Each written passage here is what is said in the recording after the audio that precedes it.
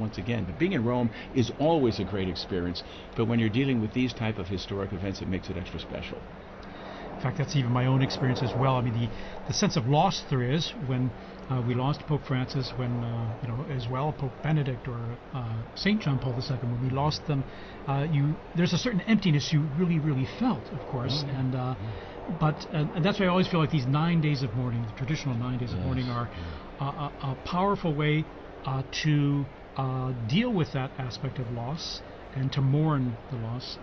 But then now we're in the conclave, and there's this sense, that's why I say it's a sense of hope, because of renewal. There's going to be a new Peter to lead the church and to accompany us on this journey, and to keep all of us kind of as a united, keep all the sheep sort of united with a new shepherd. So there was a definite sense of desolation. I remember when John Paul was elected, we made a promise, my wife and I, that wherever we were, we'd come back for the funeral when he died. We didn't know it was going to be 27 years later, but we did come back to that. And I remember it was just so sad, because the power and the presence of John Paul was like, how could that ever be replaced?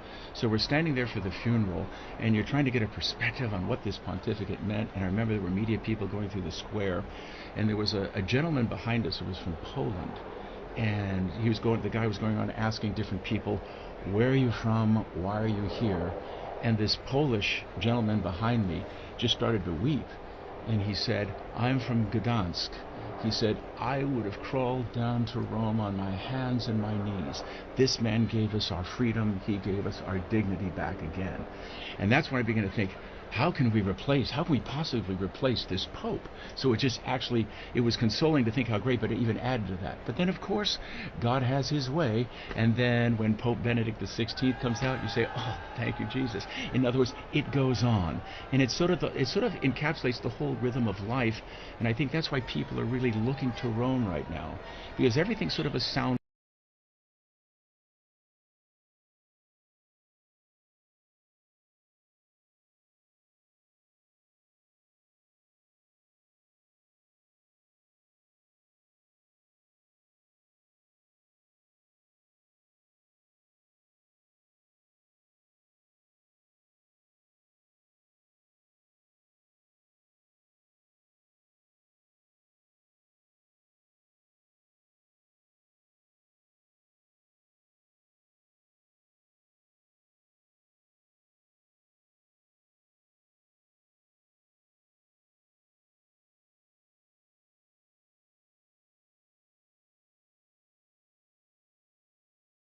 time for catechesis to talk about the longevity of the church, the beauty of the church, and the beauty and the richness of these traditions. And Dr. Lev, what would you say in terms of if you had your own students right now and trying to help, especially students maybe who aren't as familiar with the Catholic Church or these how these processes work, how would you contextualize what's happening here to them?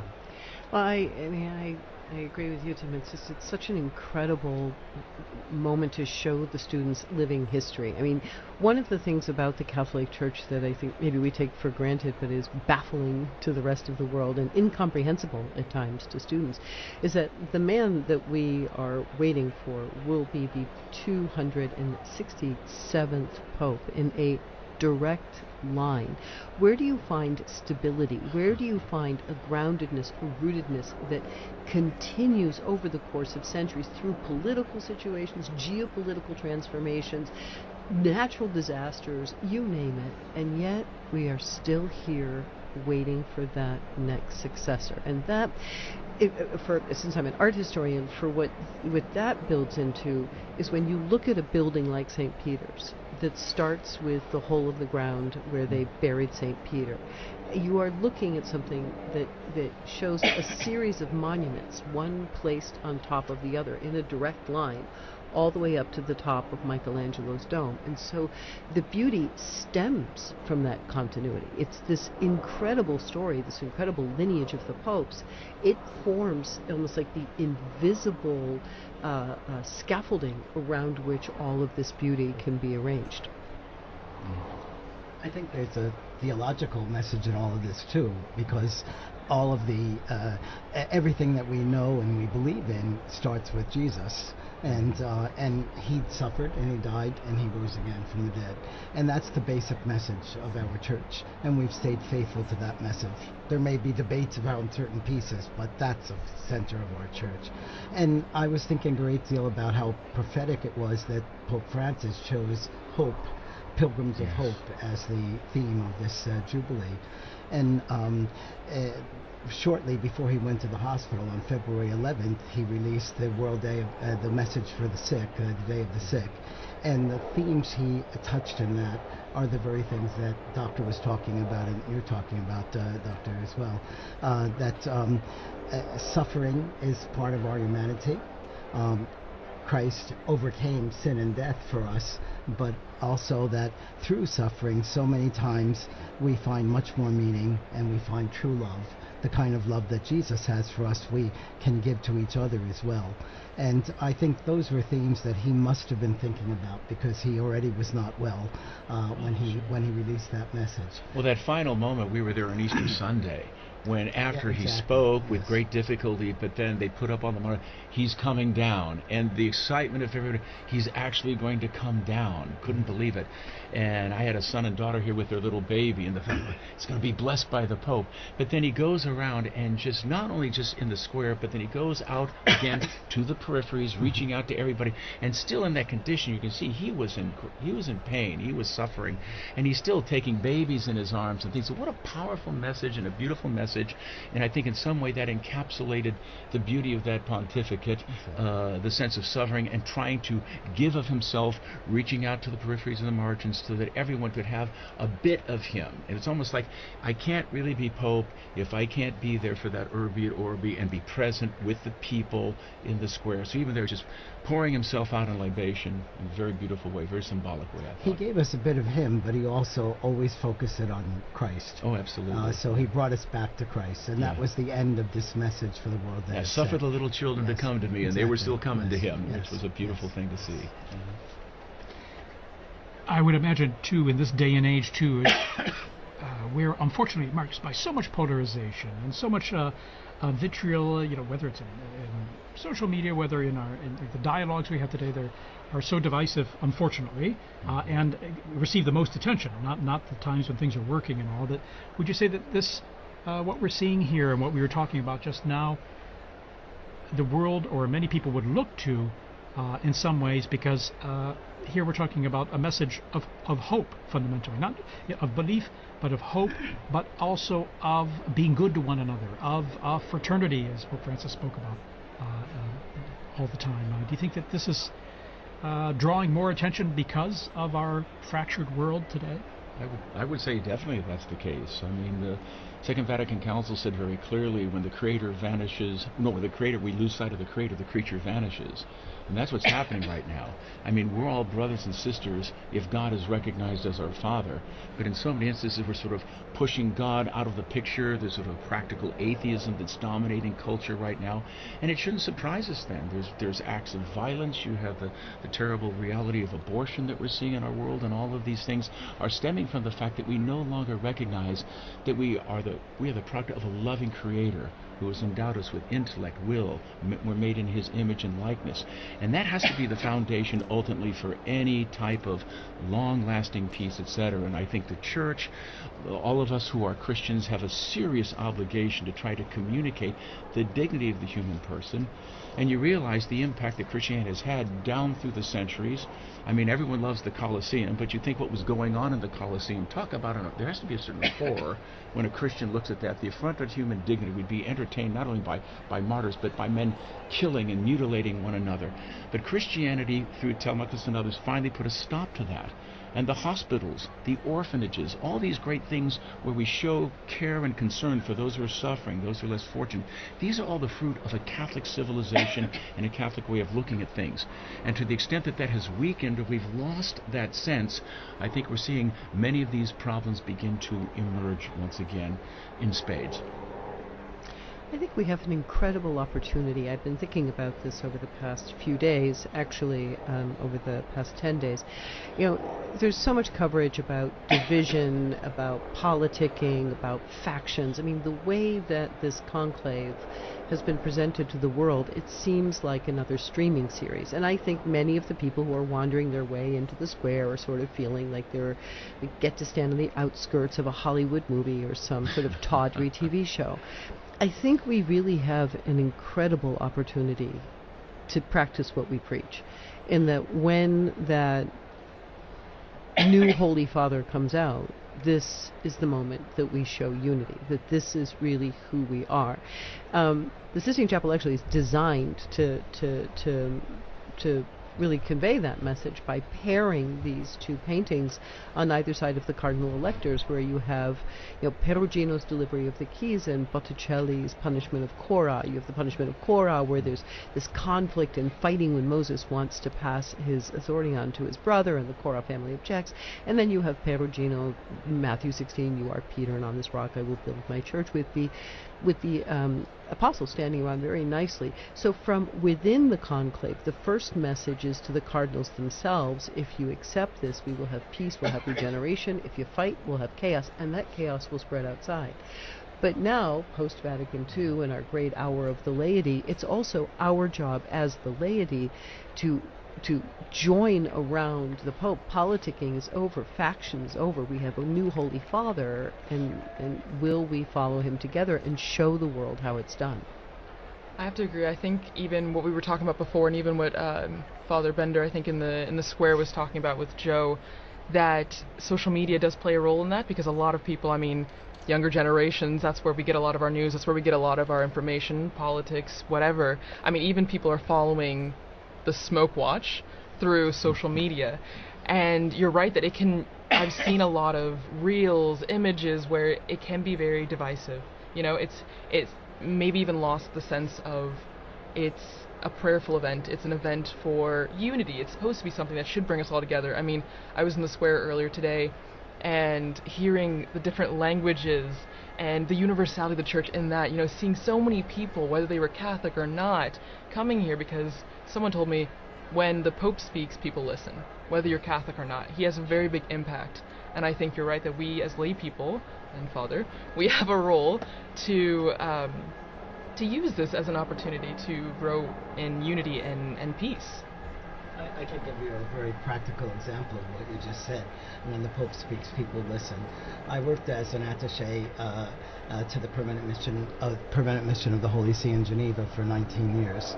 And I have to say, most of the time when they were making the governments made their different speeches, there'd be a buzz in the background, everybody was talking. But when we raised that Holy See flag, they stopped talking. They wanted to know what the Holy See was saying. And I think that wasn't because we were saying it, but it was because that was the Pope speaking. Well, he brings something to the political and the social order that they can't find within themselves. Unfortunately, there's been an impoverishment of our political discourse. And so the Pope can bring a message that's truly transcendent and goes beyond the different confines within these ideologies that oftentimes are tearing each other apart. And I think we're at a point now where people are really tired of those ideologies. We think about, Russia and Ukraine and the horrible things going on there, what's going on in Gaza, but to have a voice that is able to communicate a higher purpose and say we need to rise and appeal to the better angels of ourselves. I mean, this is an important thing, and we really need. So whoever gets elected, I think there will be an outpouring of goodwill. There generally is, and I think it'll be a great chance to build unity in all of us, because, as Catherine of Siena said, he's our sweet Christ on earth. That's the way we should approach this and rally around him. It could be a great opportunity for we as a church to do what we're supposed to do in bringing the message of the gospel and the salvation and the peace and the joy that is really part of that to a troubled world. Monsignor Vitillo, any experiences you want to share? I mean, you've worked in many international forums at the UN and all, and on behalf of the Holy See there in Geneva as well, in terms of how the papacy and how the words of the Pope are received and taken seriously, whether by believers or non-believers or people of other cultures. Well, my own experience was that many of the UN officials were very, very interested in what the Holy See saw in things. And so many times there'd be private consultations with the papal nuncio and discussions that were not made public, but that really brought to real substance. Some of the discussions that had been going on about nuclear warfare and trying to get a ban on nuclear warfare started out by discussions between some of the world leaders, the UN people, and the papal nuncio at that time, and it was now Cardinal Silvano Tomasi, whom I was working with. So I think that's a good way of working. And a lot of times people are saying, well, why isn't the Holy See making a statement against this or that or condemning so and so? That's not the style of the Holy Father, and so we need to keep that style. And Cardinal Ray, I think, described perfectly in his homily, both for the funeral homily, but then especially the other day for the election of the Pope, the character of what we're looking for in a Pope. All popes, not just this next one. But so much he pointed about how this is not only for internal, this is for the whole world, and we need a person that can bring about peace in the whole world. Amen. I would even say this is a good opportunity then to really talk about how diverse the College of Cardinals and, I mean, the cardinal electors that are in the Sistine Chapel right now as we're waiting for the smoke. I mean, I saw the numbers that I think there's at least 15 countries that have cardinals participating in a conclave for the first time ever, which is such a beautiful thing. I mean, as we're saying, talking about unity and peace and reaching out to people, I mean, that's a legacy or an example of the universality of the church. And I don't know if you guys want to touch on that, but that's just something super unique about this conclave. Well, it is the largest in history, and it's great to. He always talked about going out to peripheries, and even in terms of selections of cardinals, that's what he did. And so I think there'll be definitely a certain richness that we have in this particular conclave, that there are so many cardinals from so many different diverse parts of the world, some which may not have been represented within the College of Cardinals before. So that'll be part of, I think, Pope Francis's legacy. And so that's one of the reasons why I think predictions are ridiculous at this time. They generally are. I remember when John Paul got elected, we had a sheet of newspaper with 30 of the top candidates, and there was no Karol Wojtyła in that list. And so if it was true then, it's even more true now. That's the scorecard is the scorecard mentality, but it's an old one. It's been around in Rome forever. I think this there are a couple of things, both when you were describing earlier the last days of Pope Francis, that really paralleled the last days of Pope John Paul II, where you really did see the Pope pouring himself out. This idea of the Pope as libation and this extraordinary. I mean, Pope Francis, the whole pontificate was really he would go to audience and then get in the ambulance, go to the hospital. I mean, he was quite a man. But that those last days where everybody could see the Pope giving himself completely to his people, to his flock. First of all, in a world where we're getting very confused about age and the value of people as they are older, I think that's a beautiful parallelism. The visibility of suffering, that instead of hiding them away, it became something for people to really feel and experience. And I think also there's a continuity in this growth of the College of the Cardinals. We have been watching the representation of the College of the Cardinals, the growth of the Universal Church throughout the 20th century get larger and larger and larger. Now we've hit this really exciting new point where we've had 15 new countries represented. We have voices coming from all over. But again, the plan was always that, and it really shouldn't be surprising. Forgive me if I bring everything back to art, but it's the only thing I know. But it shouldn't be surprising because, I stand in that Sistine Chapel shoulder to shoulder with people from all over the world. And they stand in that space where you have the invisible beginnings up on the ceiling, you have the invisible endings in front of you, It's always been meant to be that. Even in the painting of the Sibyls, you have Africa, Asia, Europe. The church has always been reaching out, and thanks to the new technology, thanks to transport, thanks to geopolitical transformations, this church is more effectively able to leaven in the furthest peripheries of the world.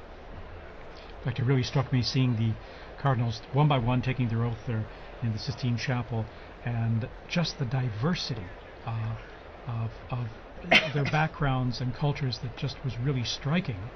And what struck me too, just watching them one by one, in some ways they look like ordinary people in beautiful vestments and all, but one of them will be wearing white, most likely following this vote. And it's amazing how they can kind of take on, or the office takes a hold of them in a sense, or that they become, I don't want to say new people, but there's almost the ministry and the role they've accepted and are taking on becomes part of who they are, and it's almost like they take on a new and living personality, isn't it? Historically, that's true. There have been a number of elections where they picked men that they felt would be transitional for a short time, and then they get in there. Of course, the whole church is praying for them at every Mass, so you have tons of prayer coming, but they are energized by that. And some of the most dynamic popes that we had, they thought were going to be very short. I mean, Pius V was supposed to be a very short reign.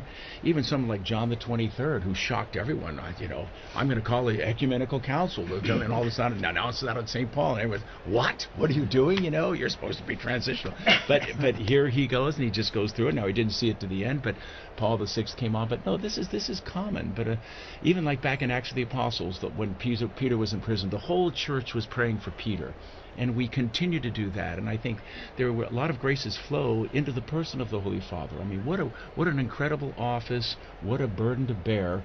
Think that every morning you wake up and you're responsible for the Catholic Church throughout the entire world, all the dioceses, all the different things that are going on. That's why it's really crucial. Whoever gets elected, we immediately need to be praying fervently for him, for his strength, for his insight, for his courage, and that he will have a successful pontificate in the full spiritual sense of what we mean by success. I really do think, though, he does leave himself behind. I mean, it's exactly what you said. He will not be the same man who goes into the room of tears when he comes out. He will have a new name.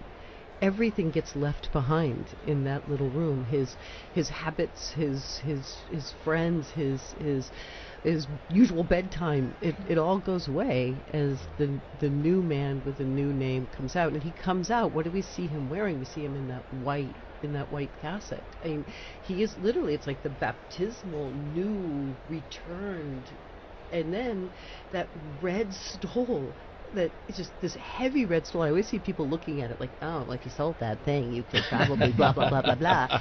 But I mean, look at it. It's not an accident. They got plenty of light polyester stoles. You've got this brocade blood red. This is the burden. This is what he has to carry. So we see him walk out there, not Pizza Ball or Tagle or whatever the name of people they're throwing. He's not that person anymore. He's someone new. And in that transformation, I think that's also, while terrifying for him, it's also liberating, because it just allows him to be the servant of God. Let's remember that that Jesus prepared Peter for that, and also all the apostles prepared with the bishops by teaching them service at that Last Supper and showing them service by washing their feet. And here you had this kind of rough and tumble Peter who said, no, you're not going to wash my feet. Oh no, well then if you say you have to do it then why don't you wash my head too? And yet he was showing them what it was to be of service. And I think that we have to connect with the papal vocation. It is of service, and it's service to everyone in the world, and that all the more that Pope needs our prayers to be strong in all of that. Yeah, Gregory the Great was the first one to use it. Servus servorum Dei, the servant of the servants of God. Beautiful expression. And the challenge for any pope, because no pope can be everything to everyone. Everyone has expectations, and some say, well, I like this about this pope and this about that pope, but no pope can be everything to everyone. They've got to have their own personality, which is transformed, as we say, not only the personality, but their being is transformed by taking on the office. But at the same time, we have to look forward to what their own strengths are, and then also be conscious of the incredibly complex, delicate role of being Pope and holding this church together, which is so diverse and so global. Well, and I think actually, Dr. Liz, you brought up a couple times, right, that art, it all comes back to art, and I think it's really true, because even just you guys talking about the moment when the newly elected Pope goes to the Room of Tears and then eventually comes out to that loggia, the balcony, right, and in St. Peter's Basilica, and right under that, if I'm not wrong, there's a relief that shows Jesus giving the keys to Peter, which then symbolizes, the entire thing. He starts his pontificate with that right under him, remembering that is his call. Those keys are pretty big. Yeah, They're pretty heavy. Yeah. And those keys were to forgive sins. Exactly. And also there was also a mosaic underneath, which is Jesus saying to Peter, "Feed my sheep and lambs." And that reminds me of, again, new technology which gives us views of things that we didn't have before. When Pope Francis came out on the balcony, there was a shot that came from behind his head, so we saw what he saw. And you looked out into this sea of faces of people just looking up. And despite the fact that we joke about all the screens there, I remember that day, just all of those people with this expression of, who are you the one? Can you help me? Just this, feed me, literally. And so I think that's, yes, I think it's a very important part of the art, telling the story of, or underscoring the role of the Pope. One of the beautiful things about Pope Francis that night also was, I remember he reached out to everyone and said, "Would you please pray for me?" And then there was about maybe 15, 20 seconds of silence, and everyone in the square, everyone had their head down, and they were praying for him. And so that sense of receptivity was not only was there to impart, but as a brother in Christ, he was receiving as well, which is always a sign of humility, the willingness to receive. So that was a beautiful, precious moment at the beginning of that pontificate as well. In fact, the weight of the office itself must be frightening. And so when we speak of the Room of Tears, where the new Pope, who's accepted the election and to take on that role, has time to pray and to let it soak in, it's got to be, I imagine the weight, the burden of it, even if sustained by grace, and must be immense and massive, especially as they peer out on the central balcony of St. Peter's Basilica there and seeing the crowds and seeing what all this entails. I remember the day after Benedict was elected, he met with a group of Germans who had traveled there, and he referred to the whole conclave experience. He said, "As the guillotine continued to descend," and I just think, oh my gosh, this poor man. That's why your heart, it has to, whoever it is, your heart has to go out, because life is going to be very, very difficult, very, very difficult change. Like he said, there's going to come a time you will be bound and you will be led where you would not go. And not everyone has been gung-ho wanting to be elected Pope. There have been reluctant ones. I think Benedict XVI tried 3 times to step down and retire from the Holy Office, his work there. But John Paul said, Jesus didn't get off the cross, I'm not retiring, and you're not either. But he soldiered through. Also was very reluctant. He said he would refuse at the beginning of the conclave, and when the guillotine began to come down, began to descend, they saw him going, nope. And apparently he had to have a talking to. But I think they're also very aware that they cannot solve all of the problems either, for the church or for the world. Sure. And Pope John the 23rd talked about how after he tried, he'd finally, in the evening, would say, "God, it's your church. I'm leaving this to you now, and I'm going to sleep." So I think that's the kind of thing that they have to learn and practice as well. Absolutely.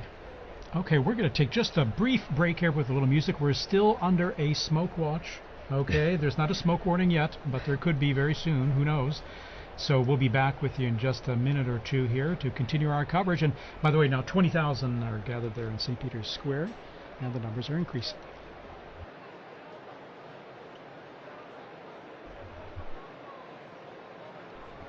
before saying goodbye, we just want to also thank Dr. O'Donnell for joining us today, because he's going to be with his students from Christendom College to see whatever smoke comes out. So thank you so much. A joy to be with you. God bless you all. Thank you so for the much. great work you're doing here. Appreciate it very much.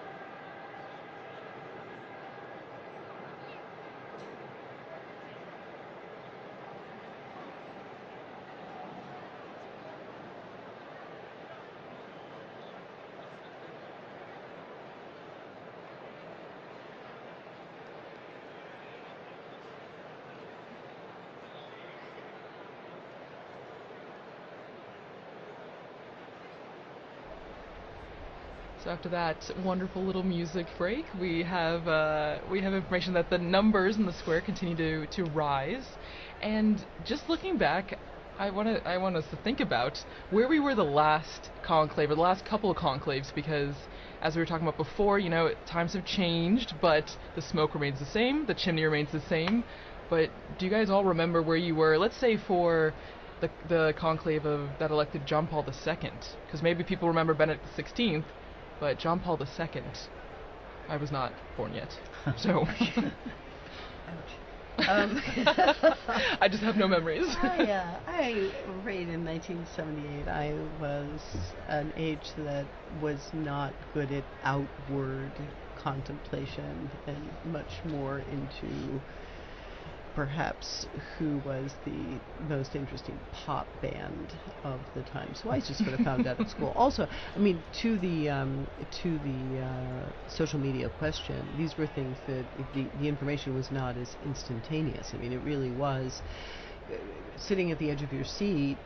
There was something going on in Rome, in Chestnut Hill, Massachusetts. I still had my homework and had to go home and go to soccer practice, or all the different things. And so I think there's much less of a sense of where I was, because I was really so far away from it. I was going to say, we take for granted today instant communication, instant everything. And I find difficulty sometimes trying to say, well, what was it like before we had that sort of instant communication, high-res, super high-res, instant images? And so it was a different time than, of course, I was kind of maybe 8th grade or something.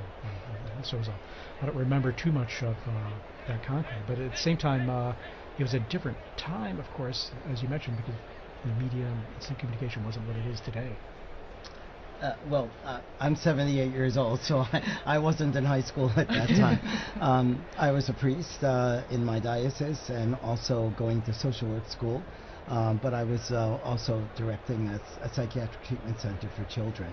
And so it was there that I was working, and I was in my office doing clinical records and things like that when one of the young children who was with us came to tell me that we had a pope.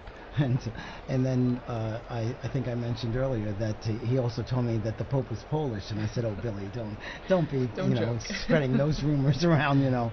And then he dragged me to the television set and showed me, yes, indeed, the pope is Polish, and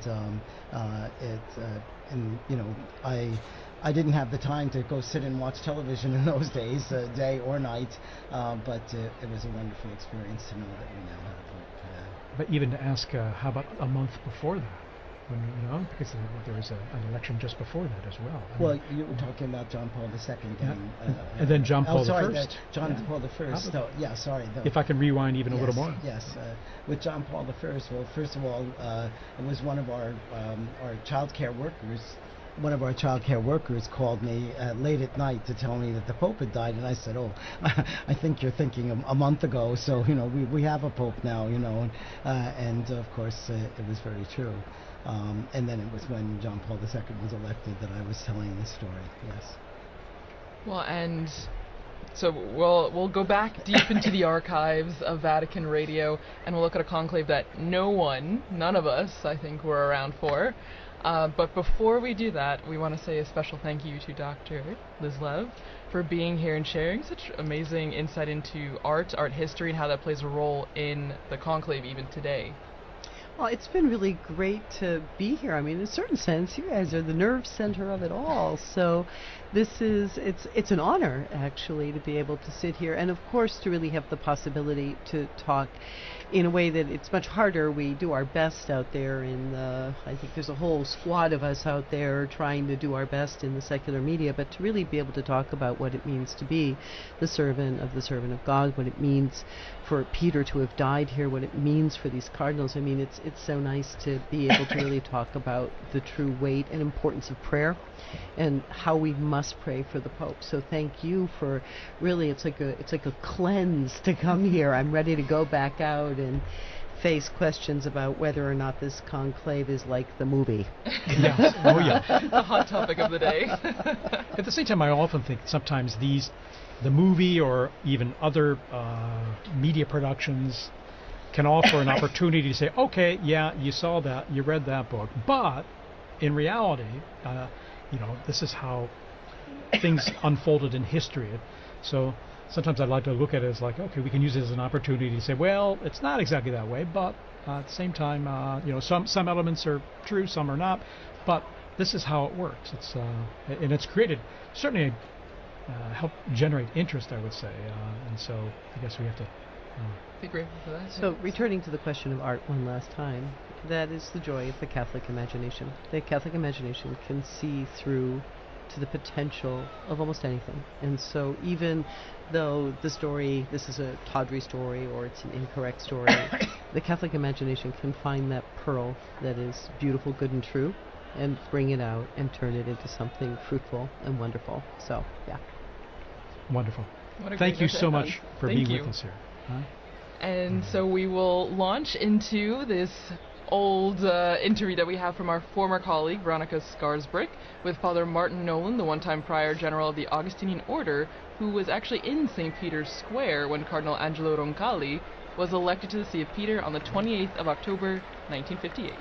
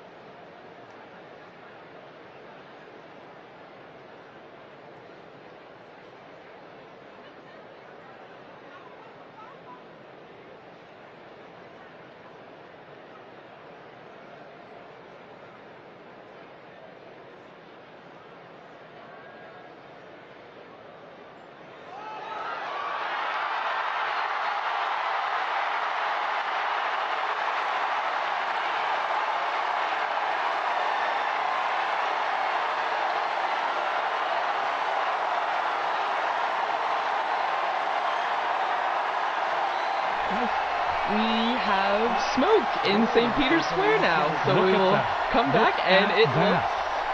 looks to be white. We Look at have that. Look a at that Pope. smoke streaming out. This is good. This is incredible news here, coming up here on 6:08 p.m. here in Rome at the Vatican, and we have white smoke streaming out. And you can hear the chimney. crowds. And we hear the crowds applauding there. As you can see, now we've got the camera work on there. Just This crowds of people crying. is amazing. Here we are. And celebrating this special moment. It's still white, so. There was a brief moment where we were a little unsure, but it is confirmed it is white smoke. We have white smoke here. A smoke warning. A smoke And warning, that's we're no white longer smoke. watching. Oh my goodness, I was looking up We're back with Dr. Come back. I'm so out of breath from racing up here. I can't believe it. I'm actually I'm flabbergasted. surprised honestly. as well, because given the complexity of the reality we were talking about, Exactly. and the many issues and the diversity.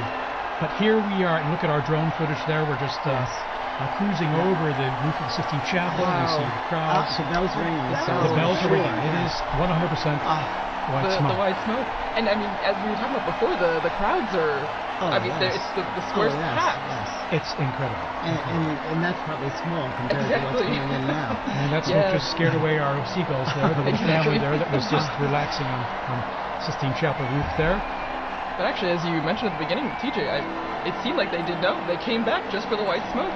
Indeed. In fact, and maybe they were giving us a kind of a secret a bit of information that they knew that we didn't know. But here we are, and then a spectacular, sunny, brilliant evening here, and you can even see from the perspective of the crowds there in St. Peter's Square, the white smoke billowing from the chimney, even as the sun starts going down behind the dome of St. Peter's there. Thanks be to God. Honestly. And this smoke will last at least about 6 minutes, 6.5 minutes. And with the light breeze there in the square, we can see it billowing down towards the square. And we've got now basically about, it's going to be 45 minutes Yes, to at least an hour at least Yeah. before the new Pope, just elected, So before we appears will know. to greet everyone. And so there's huge anticipation, naturally, of who will the new successor of St. Peter be.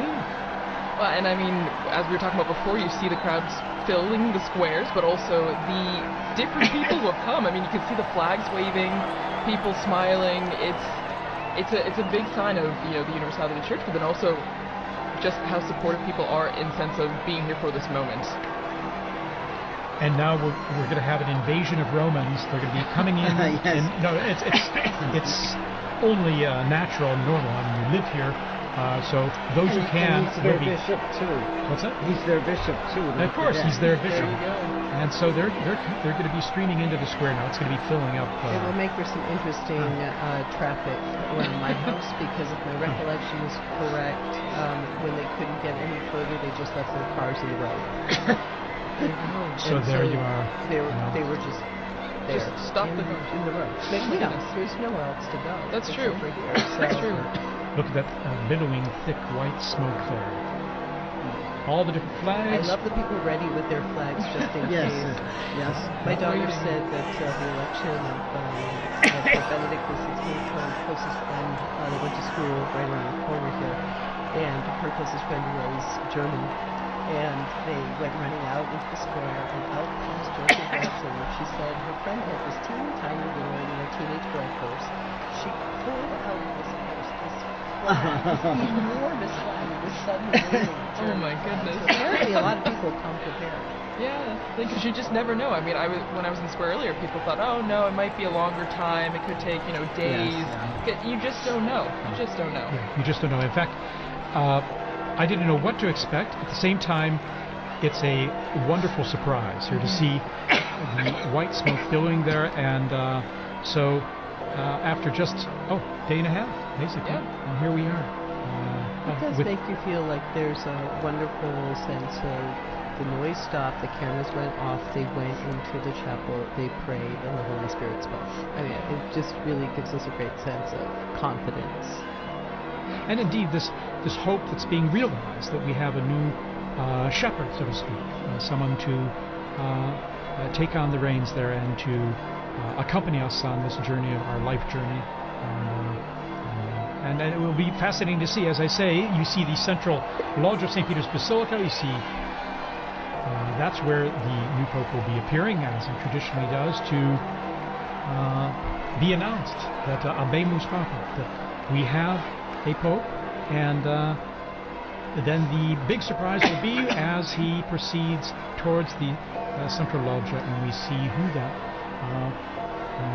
Cardinal is, now dressed in white. Well, and for many people, they might be thinking, okay, why is there this long wait, as you mentioned, Thaddeus?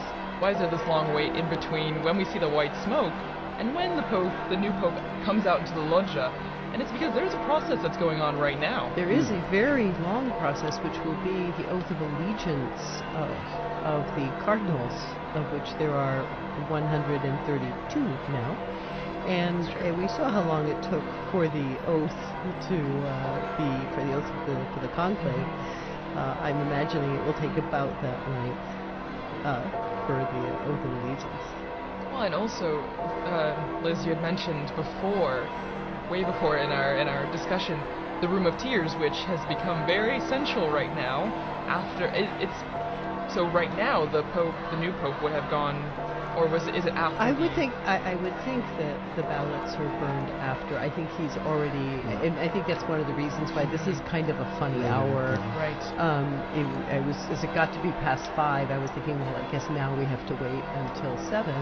But I think this must have been the time that he spent in that Room of Tears thinking about preparing himself for what is look at that square, and that square is just, it's a microcosm of the millions, if not billions, who are watching, all of them fixed to see, some of them already Christians, Catholics, but other people who are really searching. And there is so much searching going on in the world. And I don't know how many of the people that I've been working with in the secular media circles who talk about, well, I used to be Catholic, or I went to Catholic school, or I was an altar boy, or I was this. But they somehow feel this moment as still their own. It's a funny thing about those sacraments, right, Father? It's like hard to get rid of those. And so he's also the father to those people, and to all the others who don't even know that they're orphaned yet. So all the people we pray for on Good Fridays. Exactly. And there's also a real life need going on in the Room of Tears as well, because probably the tailors are very busy adjusting one of those cassocks to be able for the new pope to be able to wear out until the old Oh, and don't forget the barber. They keep a barber back there just in case he needs like a shave and a trim or something. Like some of them show up scruffy for the conclave, they're not expecting it, so apparently we got a barber back there. Also sworn to secrecy. But these are incredible moments, aren't they? You know? Wow. And what a surprise! We were sending out that report on looking at history, and here we are, the smoke billowing out, and here we are waiting now to see who the new pope will be. Well, and as you mentioned, TJ Thaddeus, this is we had just heard in that archived interview. I remember where I was when Roncalli was elected. And now we will all remember where we were at that moment when this new pope was elected. I mean, we would have been here seeing these flags from South Korea, from Spain, from everywhere, from Serbia, no, from Croatia. It's amazing to see. I'm old enough that I actually saw Papa Roncalli here in Rome at a general audience, yes. I came as a child and was brought to the audience, and there he was being carried in on the sedia gestatoria, and he really was the smiling, good Pope John. I mean, he was just so warm and loving. Sure. Well, and as we're waiting for the moment when we will meet the new Pope for the first time, it's just a moment of reflection, I think, also, as we were talking before, the impact and what the significance means. And I mean, just thinking about, there will be one country, one group of people that are in the square thinking, that's someone from my country, or that's someone that I can, relate to, because it will be someone who is from potentially a country that's being represented right now with the flags waving. Indeed. And the process begins when the official announcement in Latin is made that we have a new pope, and he appears on the balcony, offers his own words. Okay, we're going to go straight away here to Joe Tulloch, our co-worker and colleague here in the square. Joe, tell us about what it's like down there in the square. You're there among the crowds.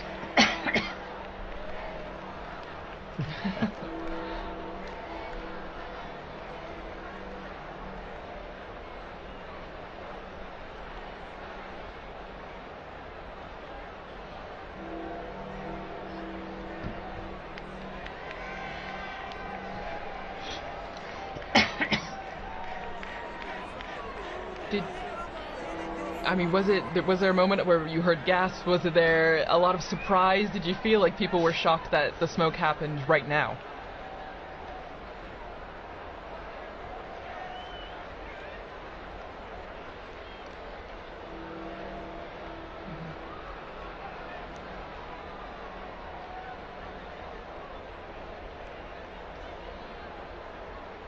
How about yourself? Where were you when that smoke started coming out?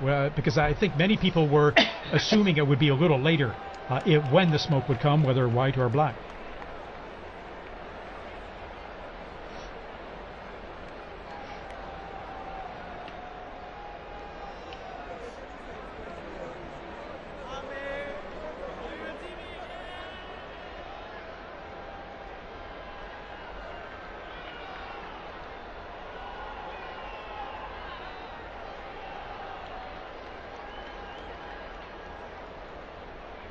Well, amazing. And I mean, as you mentioned, there's still people running to the square, and there will be probably for a long time, Joe. I mean, because people will be flocking to see the new Pope coming.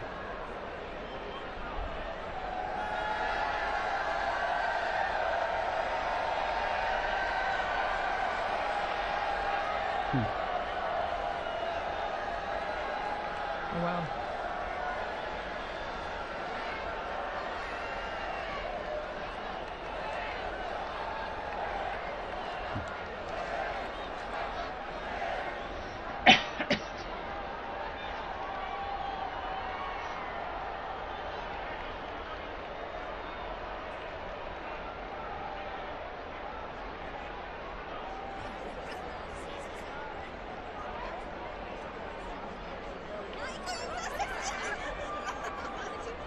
Beautiful.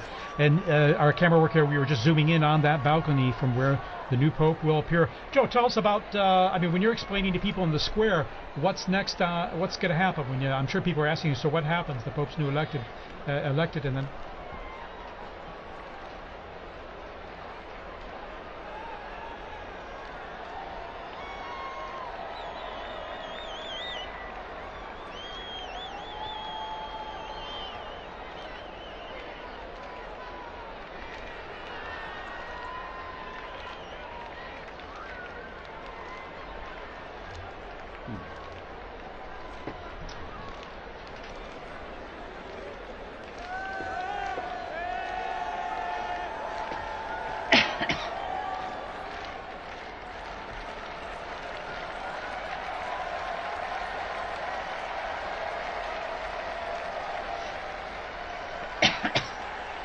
And Joe, how about yourself? You're going to be there for us, aren't you?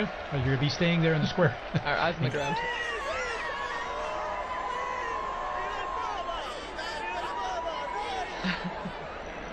Fantastic. And you'll be telling all your friends about this experience you're having here right now in the future, I'm sure. Well, thanks so much, Joe.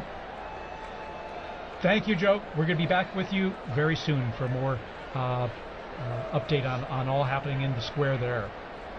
So, Monsignor Vitilla, tell us a bit about this experience for you now. I mean, this experiencing it live, the smoke coming out here, and now our great sense of anticipation for who the next Pope will be.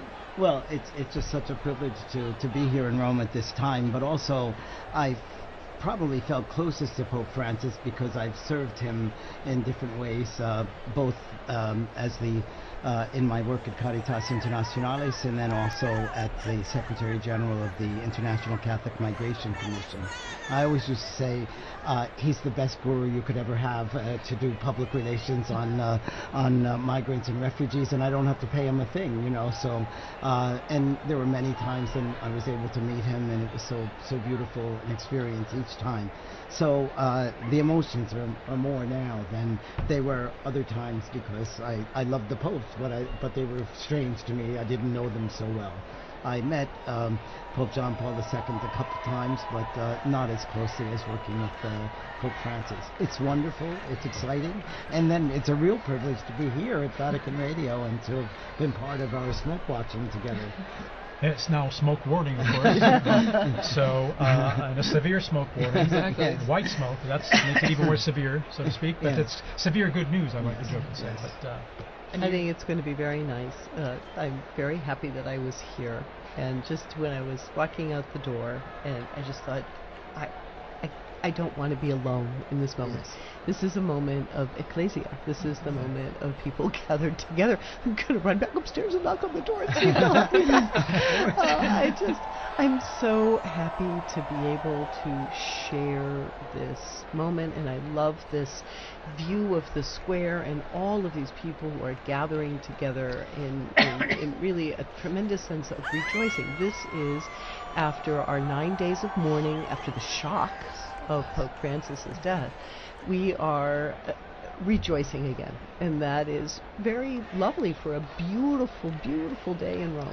Yeah, stunning. Actually, perfect weather, and I like to jokingly call this kind of weather severe good weather. It's just wonderful. It's sunny and brilliant, and of course, I remember in 2013 when Pope Francis was elected. It was during the evening. It was dark out, and it was still Cold. Yes. It rather was cold and wet and rainy.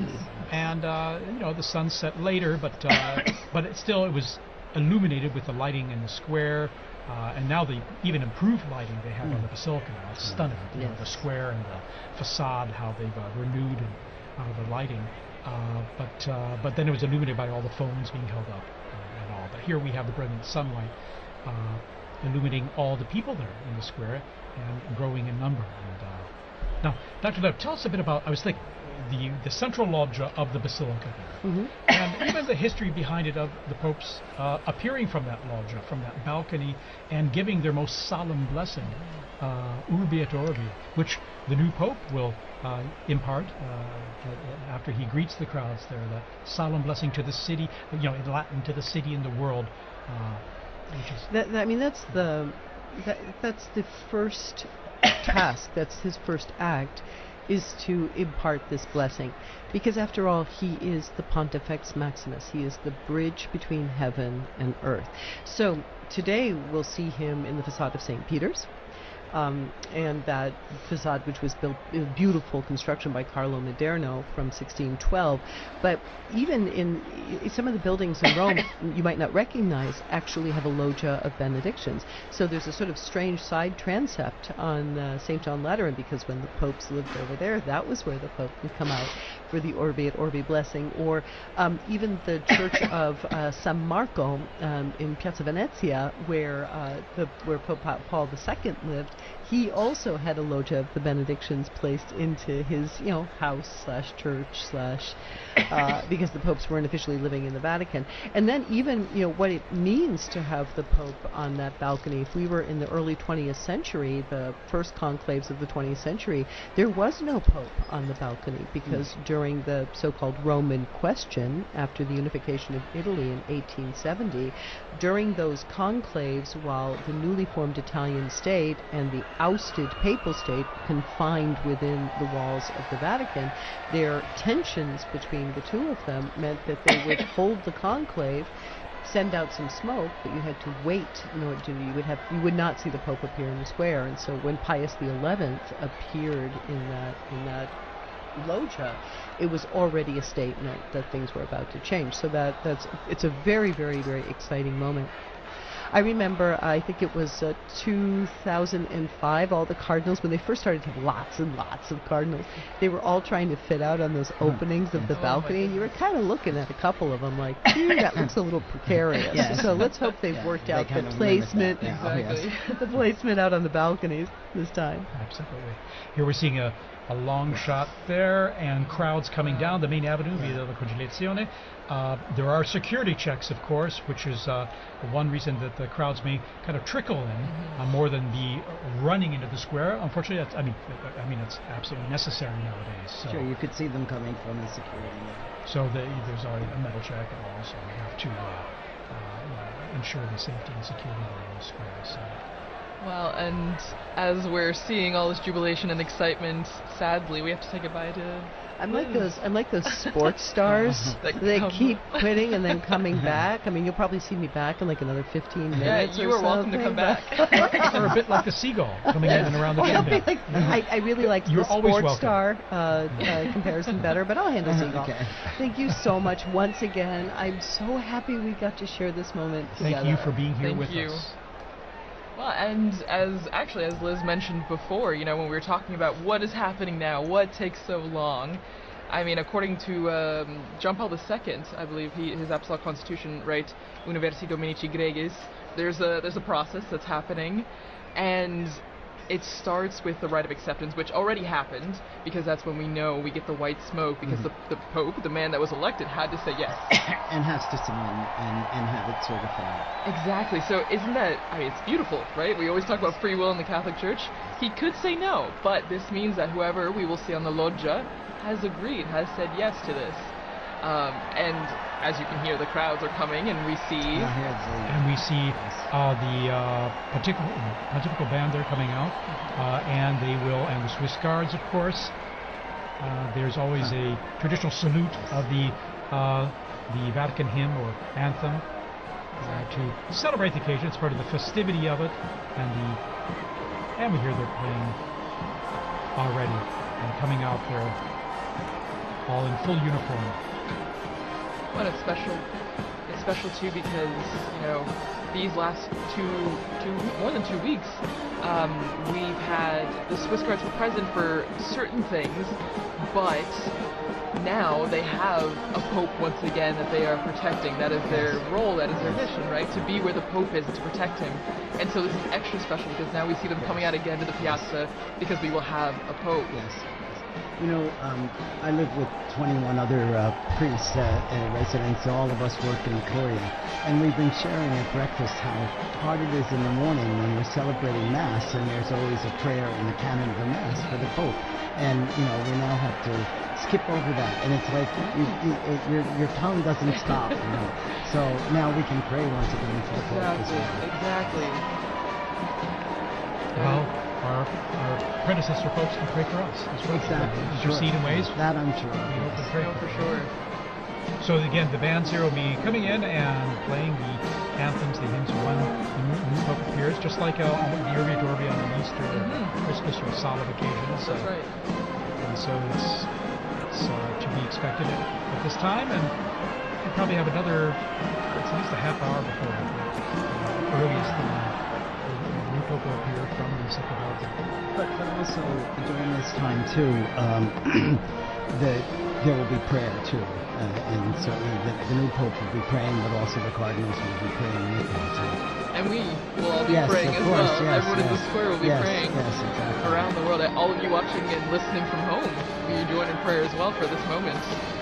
And you can be sure even the new Pope hears all this in the background, because it's a lot of strong sound that's coming up there and propagating up into the areas there, in the buildings and just outside the loggia there as well.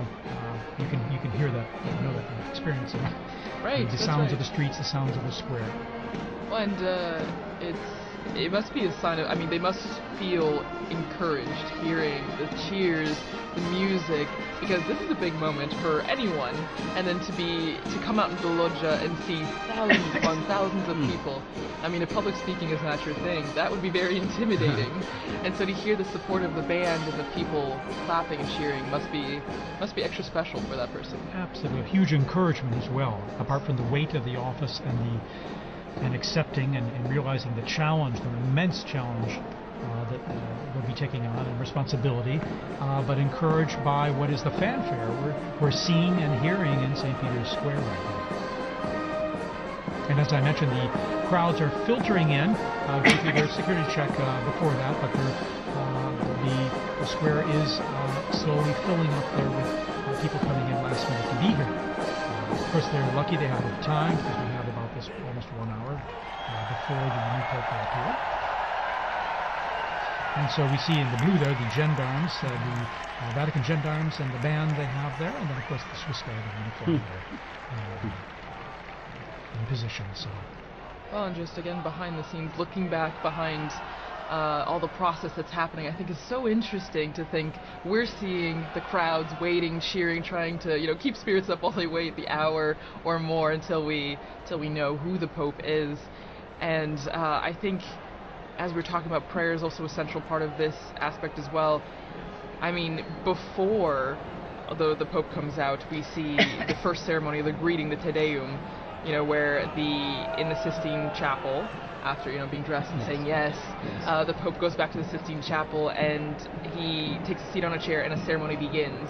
And it's introduced with a greeting from the senior cardinal of the Order of Bishops, and then they read a passage from the Gospel, which, as we talked about with Liz and also Dr. O'Donnell, I mean, it grounds the mission of the Pope, the office of the Pope in the Gospel, in the message that Christ gave to Peter, feed my sheep, tend to my sheep. So I don't know, it's a really special moment, I think, when you look behind what's happening right now as we wait for the Pope. And speaking of the ground, just in the unbroken line of passing the authority and the responsibility of the papacy from Peter all the way on. And now, going on the ground there in the square, we have Sister Nina Krankic, who's from Croatia and is with us there in the square, and she works here at Vatican News and is going to share us tell us more about her own experience there in the square. Sister Nina, can you hear us?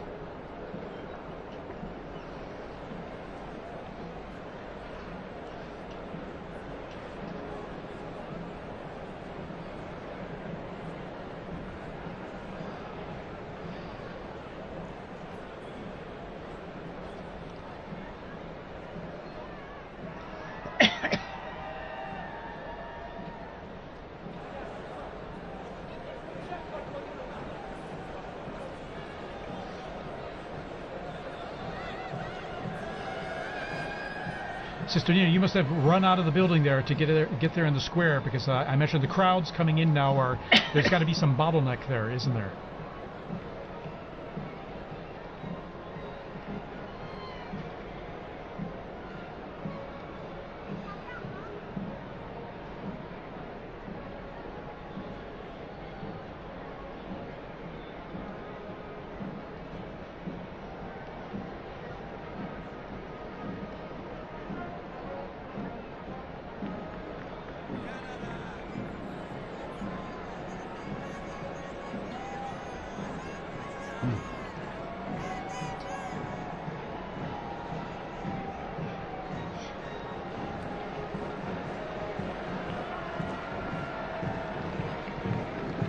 So it must feel like a big party almost, I imagine, in some ways, doesn't it? Now the Italians are coming in. And we can hear the bands there. We see the Italian Carabinieri band that's coming into the square as well. So I imagine it's adding to the festive atmosphere you're living there, isn't it?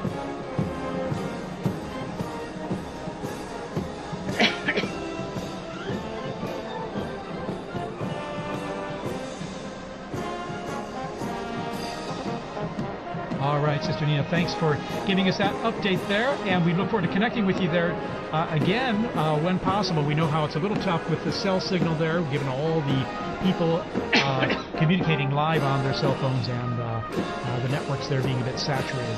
But thank you, and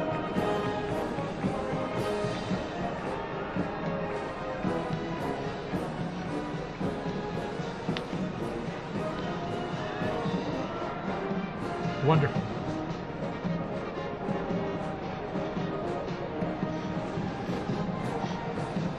And Sister Nina, by the way, this is your first experience of this type, isn't it? Your first conclave, and so it must be extra special for you.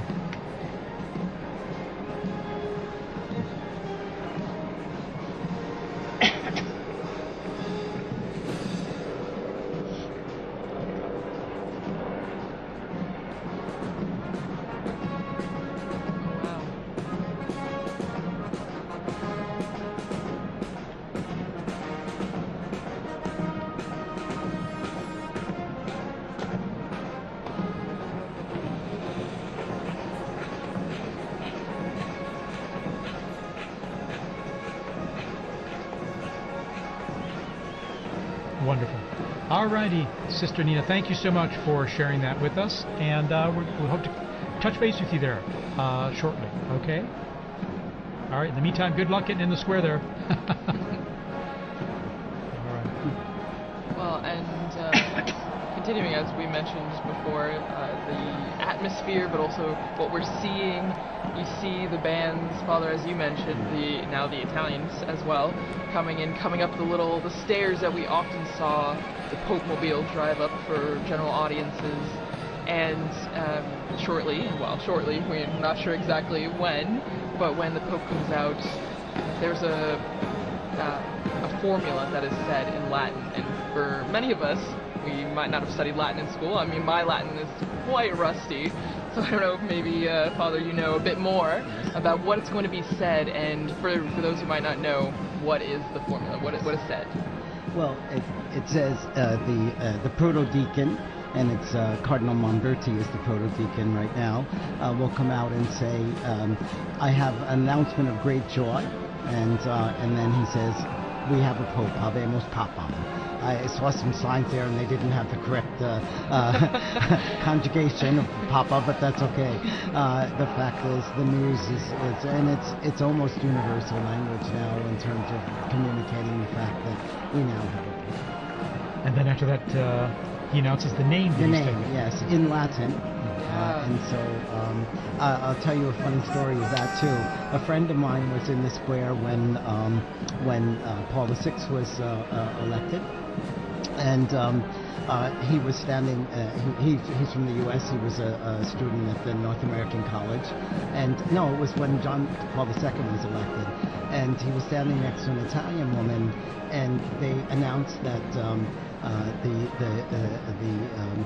the Pope was from Polonia, and this Italian woman crossed herself and said, "Grazie a Dio da Bologna." Da Bologna. That guy from Bologna. Yes. You can hear Polonia in Italian meaning Poland. Yeah, it's tricky. If you don't know Italian or Latin, it might be a bit confusing. But no, it's extra special, and as you mentioned, I mean, I remember watching with some of my colleagues here at the start of this week some of the compilations from the Habemus Papams that we have video or audio of, which is only in the last, just over 100 years that we have video, and it's been really interesting because whether you know Latin or not, you know that phrase and you know what it means, and so it's a big signal to a new chapter in the church. And I'm thinking that the last announcement was by Cardinal Jean-Louis Touron, whom I worked with a great deal, and he made that announcement, and it was so good. And he's gone home to heaven, but I'm sure he's now rejoicing once again tonight. That's right. I remember him very well when he announced introduced Pope Francis, and I remember even hearing his name. I was going, who? And I looked it up very quickly because, as always, it's a surprise. Right. It's a surprise, and you don't know, because we have such a list of people, and as we've said throughout this entire Smoke Watch, that it's the Holy Spirit that guides the decision, and so we don't know till that moment. Here we see a formation of the Italian military bands, Yes. Wow. Guardia Finanza, Carabinieri, and then of course the gendarmes, the Vatican Gendarmerie, their own band, and then we have the Swiss Guards all in position there. We see usually at a point after the Pope appears, so there'll be a mutual salute of both national anthems Here's and hymns. the retired Papal preacher. Papal preacher, and also then there's Cardinal Raniero canta la messa, looking Yes. at his phone there, we see. Technology. And then Capuchin Cardinal there. and also Cardinal Sean from Boston. Exactly. O'Malley. Exactly. Sean O'Malley. So here we are. The bands are playing. The introduction here to the Vatican anthem. Oh no, the Italian anthem. Sorry. That's true. The hymns, the songs will be going on until we hear that famous line of Habemus Papam when we see the Pope come out on the balcony. So we're hearing notes from the Italian national anthem.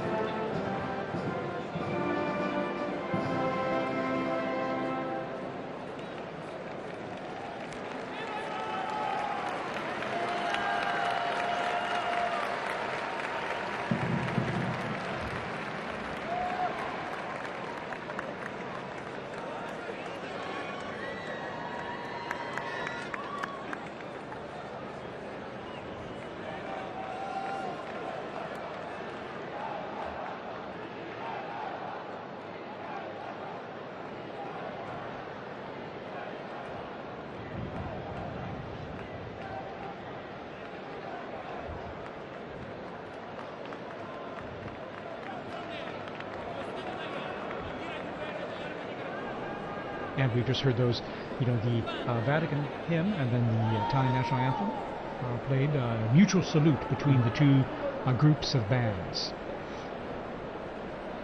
And now the mutual salute and greeting of both. This is just like when we see at Easter and at Christmas, the Urbi et Orbi. During the Urbi et Orbi, when the Pope gives his blessing to the city and to the world, and before that his Christmas or Easter message.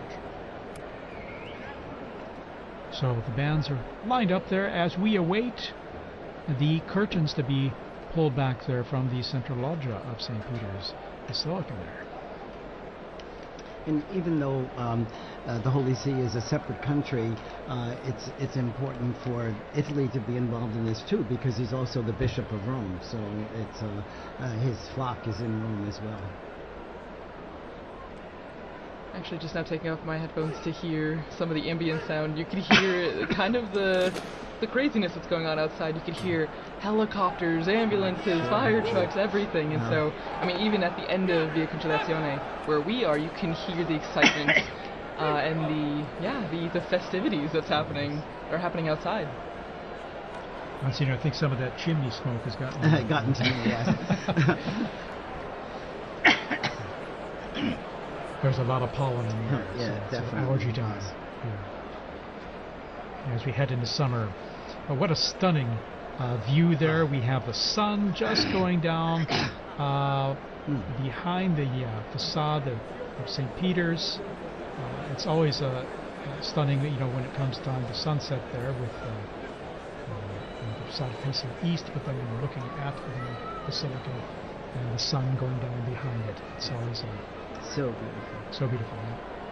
But everybody's eyes are on this. Yeah, everybody's looking up, waiting for the doors to open and then the white curtains to be pulled back.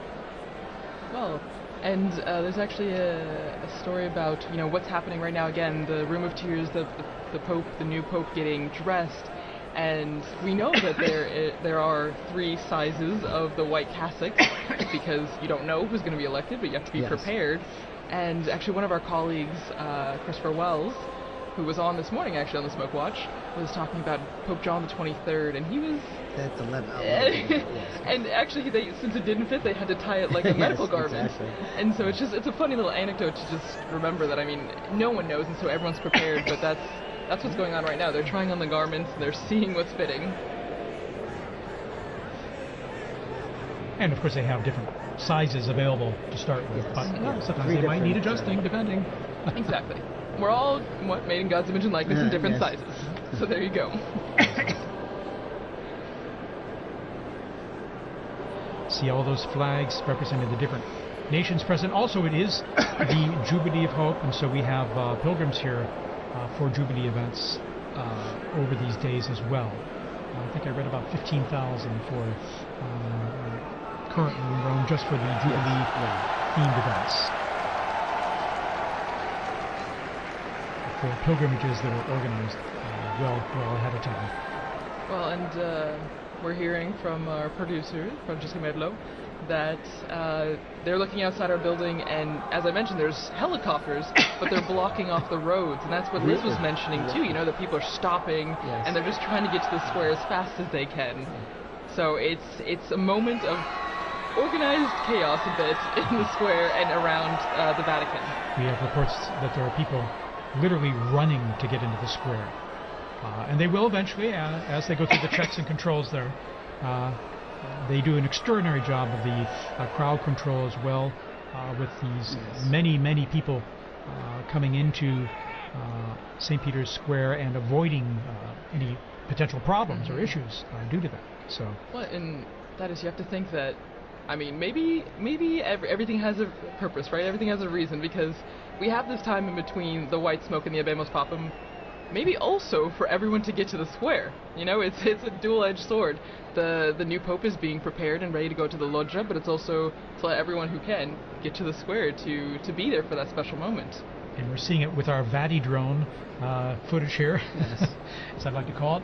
And you can see the square there. It's just wonderful. You can get a sense of the crowds, and then on the people kind of streaming in from the main avenue of the Conciliazione and some of the side streets there.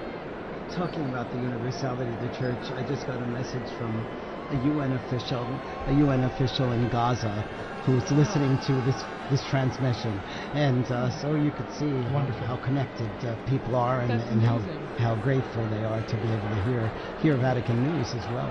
Yeah, of course. We're grateful to have you here to say some nice, intelligent things for us. I don't know. Well, and give us some interesting input on all, and to share this experience. As you see, our drone footage there shows our Vati drone is showing the avenue there filling up with people, and as they come closer to the square, then they just go through a check there. And all the flags are ready. And Thaddeus, since you've been, this is your third conclave in Rome. In Rome, yes. And well, so I haven't been a conclave elsewhere. No, but you've been in Rome. Yes. Oh, yeah. But have you ever had the opportunity, because I know working here, we're always pretty much in here, but have you ever had the chance to run out to the square or see the excitement? For Pope Benedict, I was up there on the colonnade there. If you're looking here on the footage here, you can see here on the left side there on that colonnade there where the statues are, on top of the Charlemagne wing of the colonnade. I was up there and able to just view from that position where all the photographers, videographers were, or most of them anyway, accredited, to see him come out and greet the crowds and give his blessing. And I remember, this is a strange thing, but after that event, going back into the Vatican and running into Cardinal Jorge Bergoglio. Oh my gosh. This is long after probably about an hour after the blessing was given at the end of the. And I remember it distinctly because I knew the faces of all the cardinals, and so it was a. Little did you know. Little did I know. Little did I know. And then when there we see some of the cardinals there. There's Cardinal. I think that's Cardinal Whirl, and we see, and then. Cantamessa. The cardinal non-electors. Yeah, exactly. They're over 80, and so there's they're non-electors. Sister Petrina, yes, the head of the Governatorato now. And that's Archbishop Fisichella as well, I think. And we see the secretary of the dicastery for communication, Lucio Luis, as well. Anyway. Well, and so that was it. I mean, obviously it's very different being inside here. But the excitement is still pretty much the same, being on the braccio, the colonnade, and being very here. much so, because you're seeing things up close, and not only into the bells I was mentioning earlier that you hear very clearly and loudly, but then seeing from a unique angle, almost at below the level of the central loggia, but higher up from down in the square. In 2013, then I remember I was down the street on the Conciliazione looking out the window at the crowds on Via della Conciliazione, and I could see the central loggia from which Pope Francis appeared then in 2013. So that was my other experience, per se, and a unique one at that. And now here in our studio here, right close to the action there. Exactly. It's a third privileged experience. Again, what's really... you really feel is the excitement of it, and the joy of having a new pope, but then also the expectation. Who's it going to be? Right. And I remember with Pope Benedict, it was a bit, the weather was a bit cloudy and cool then. I mean, this is a day of just brilliant sunshine, mild temps. Of course, we're in May, and so things warm up here quite a bit and pretty quickly. When Pope Francis was elected, I was helping out at an English-speaking parish in Geneva, in addition to my other work. And the pastor had asked me to give a talk to the parents of the First Communion children. And we got the news just as I was ready to start the talk. So I knew tonight I'm not going to get anything else done with this. Wow, so you've gotten the announcement in different places all around the world. Yes. No, that's amazing. And every time just a tad different.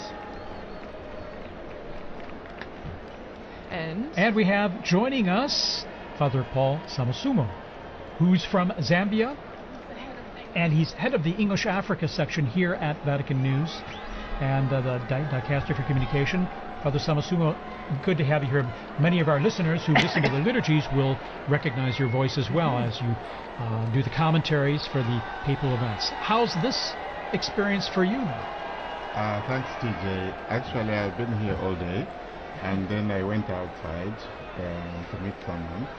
And you won't believe, I got blocked. I could hardly come in. I've been trying to come back for the last 10 minutes, but fortunately the security forces allowed me when I showed my badge.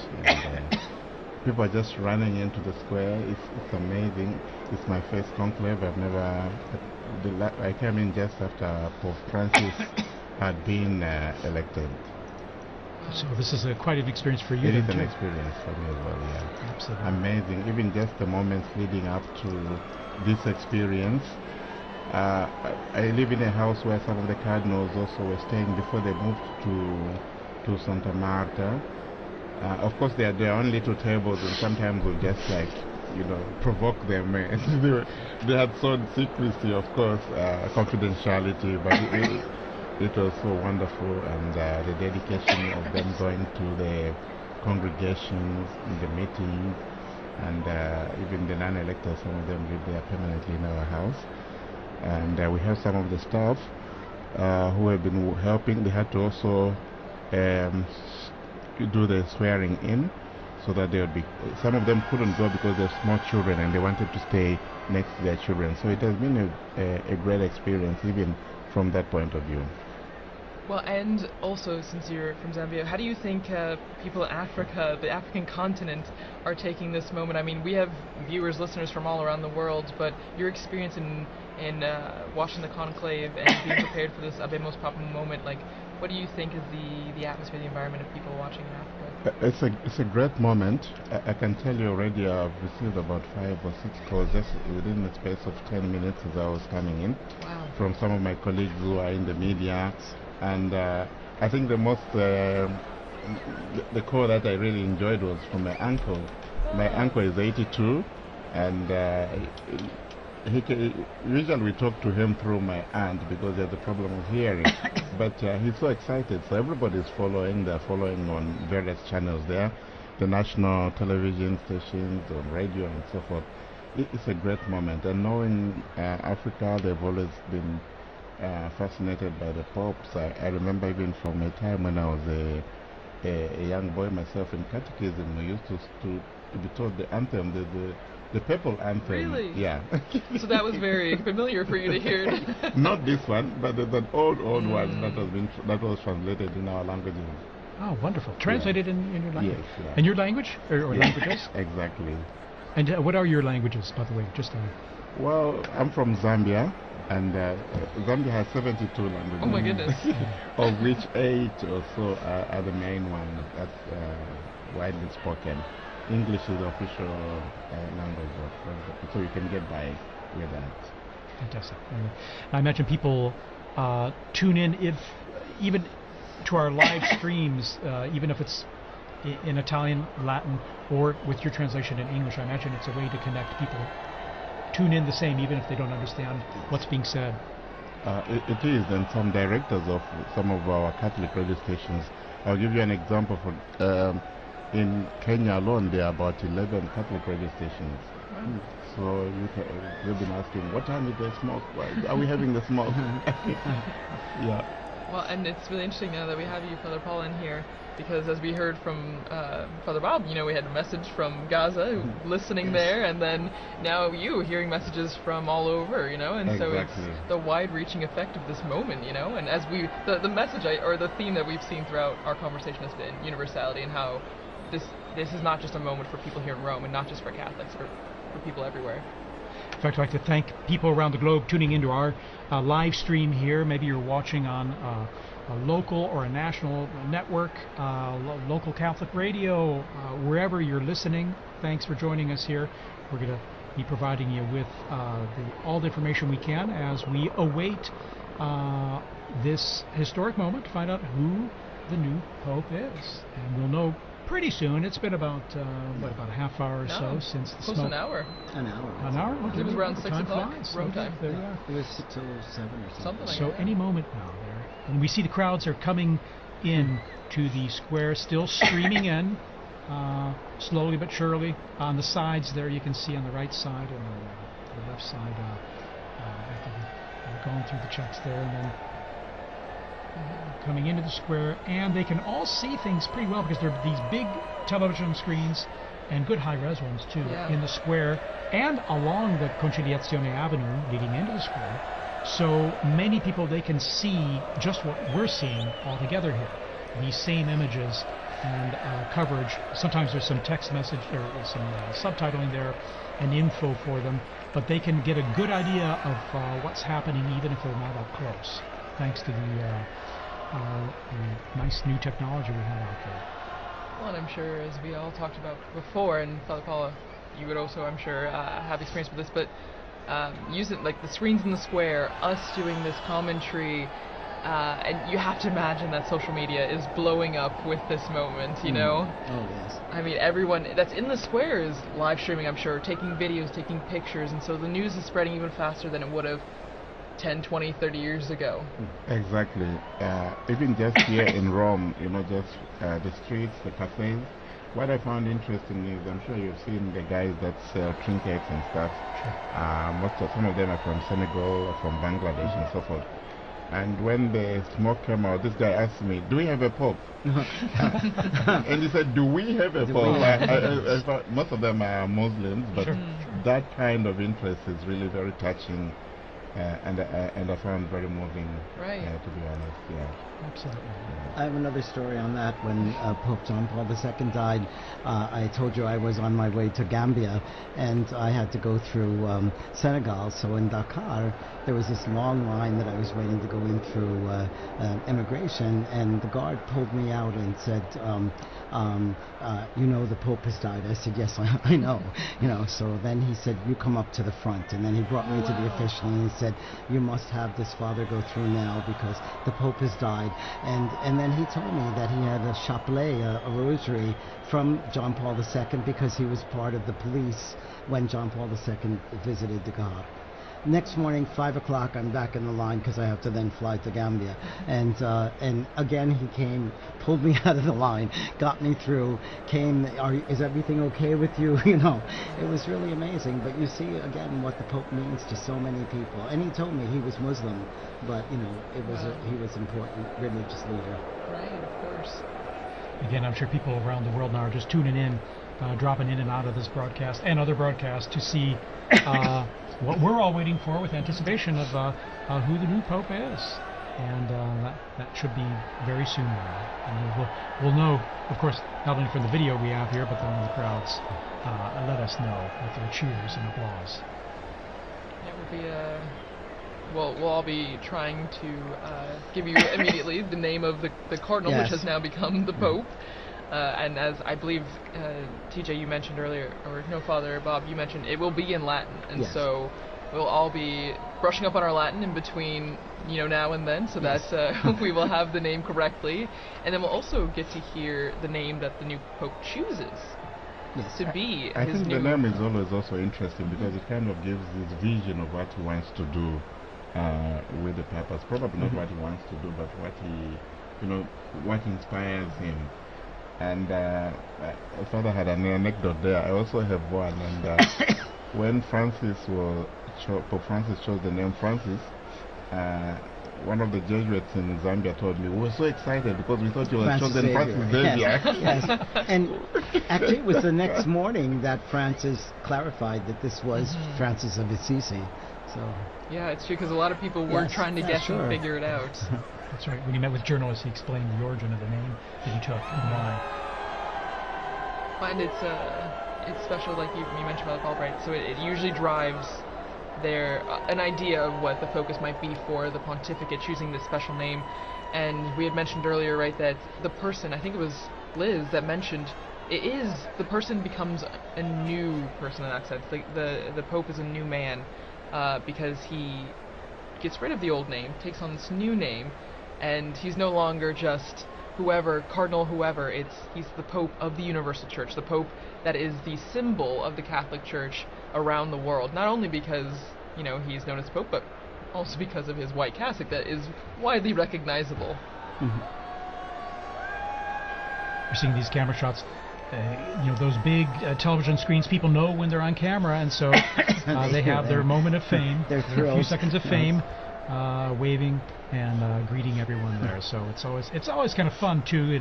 It brings a little involvement and participation for everyone. And it's good that the authorities, I think they planned this very well. You have screens around the Vatican, so that reduces also the congestion. You know, we have the new square which has just been redone for the Jubilee year here. So there's another screen there just outside this building. And people are just sitting out there. They are not rushing to go into the square. So they can see, and maybe they even get a better shot from, a better view from the screen there. So there are a number of these large screens surrounding the area. And I think it was very good planning on that part. Yeah, wonderful fact. And then even just the organization, I'm always impressed with the organization, crowd organization, how people are led into these areas to assure that they can get in. It might take a little time, but then also how everything has come off so well without a hitch. Again, it was almost prophetic because so much of the reconfiguration of the square and Via della Conciliazione was done for the Jubilee, but it served very well for the funeral and now for the new Pope. Yeah, the city has done all these Yes. works projects also to help traffic flow well through the area. And here we have, Yes, so it looked like, let's see here, it was Cardinal Schönborn, was it? yes, and then also Cardinal, who was the head of the Christian Unity. that's right, Yes. okay. And you can hear the helicopters. You Yes. can hear them in the square now. Yeah. So it's getting louder and more apparent that there's people from all over, and everyone's getting images of the square. And I think the security forces trying to keep the peace. And I noticed also they blocked some of the roads leading to, so that people are running across the roads, you Right. know. So You gotta keep them safe you too. gotta keep them safe, right, Kelsey?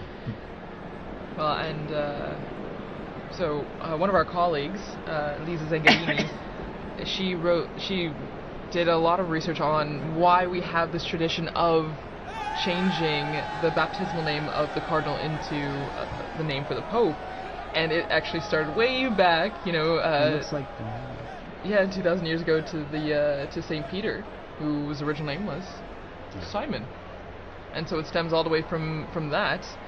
And it's a lineage that has been continuous since that time. And actually, what's interesting is that not all the popes have done this. Out of the 266 now, 267, only 129 have actually chosen a new name, which I never realized. it was much later Mhm. before the new name, was put into practice. There you go. And that was John the 12th, Mhm. Pope John the 12th. And only during that time, from 955 to today, it's only two other people that have not Yes. taken new names, which is interesting. Very interesting. Yes. So we've gone from the smoke watch in the morning now to the Pope watch. Yes. We are on the a new Pope watch watch. here from the central balcony, and I think we're coming up on prime time here. I think soon we should be seeing the new Pope appear, and we're getting some zooming, some close-ups here of the crowds there, and we saw some Vatican officials, in fact, before, TJ, I just also wanted. I and know as well as some- the mayor of Rome is out there. Yes. Okay, yes, Gualtieri, that's right. For there was it Cardinal Casper, right? Christian Unity or something. That's right. And then Casper. Casper, and then I was going to say that it's been interesting also from the time the Holy Father Pope Francis died, how the liturgies have been moving and preparing the people. Yes. Even yesterday's Mass, just, the prayers, we implore you, give us a shepherd Yes. pleasing to you, one who will lead us by example and lead us to the gospel truth. This is in the collect and then the closing prayers. So this conclave liturgy is also very elaborate and very moving and preparing the people. So it's not just like this is just a successor to Francis. this is actually, a transformation. This is going to be Peter now, who is going to be taking office. That's right. Cardinal Ray said that in his homily, didn't he? He did. He's been such a gift during this time too, Cardinal Ray. Cardinal Ray's incredible. 92 years old, full of energy, and beautiful homilies, really inspiring us and helping us live through this whole ordeal. Very inspiring. At 92, yes, 91, 92 years old. Amazing. Yeah, inspirational indeed, and then his energy, and also animated as well, in delivering, giving his homilies as well with passion. So I'm always impressed. But so here we are. All right, we got this flag. Someone is just asking me on the phone, do we have the name yet? No, yes. We will learn with all of you. We're all like everyone else. It must be hard for those Cardinals out there now, because I'm sure they're not allowed to tell us. Exactly. But, that's true. Yeah. Wow. Mom's the word. No? Mom is the word. And we're just waiting for the appearance. Pope Watch is on high alert. That's right. It could be turned into. It will be a warning soon. It will be. Okay. So. Yeah. All right. So even some quiet among the crowds now, as this anticipation is sinking in and building. Because I think what they'll do as soon as the square is full, they don't let any more people inside to prevent a stampede. That makes sense, yeah. It makes a lot of sense. Again, like you were saying, the safety. Yeah. Safety is a big priority, even though it's exciting. And you see even small children getting excited for this moment on our screen. So from the youngest to the oldest. Fun for them, fun for us. Exactly. It's as fun for all ages. Indeed. And even the Vatican flag. Vatican tie flag. And we're lucky the sun's gone down behind, it looks like behind the Basilica now, so you won't have the sun blinding you as you look at the central balcony of the loggia there. So a bit of anxiety yesterday, when the smoke wasn't coming. I said, what's happening? Why is it taking that long and so forth? But you could understand. I think, as has been explained, there's so much to do.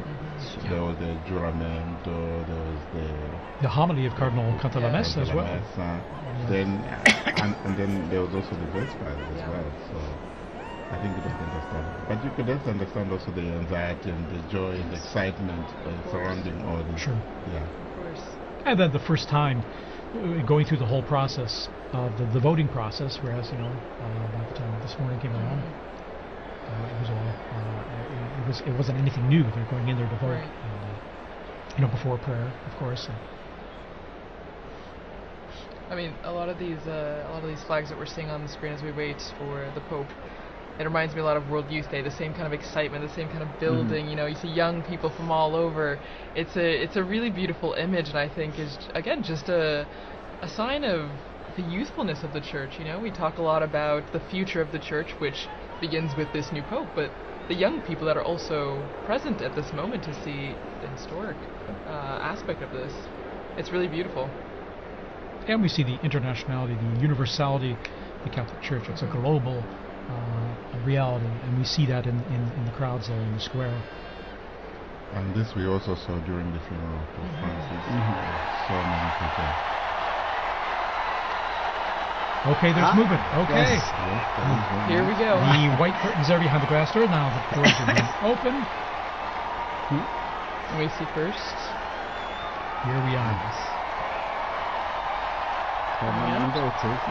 The Cardinal Proto-Deacon.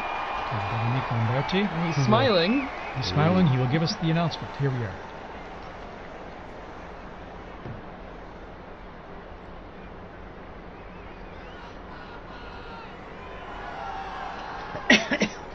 Suspense. Annuncio vobis gaudium magnum.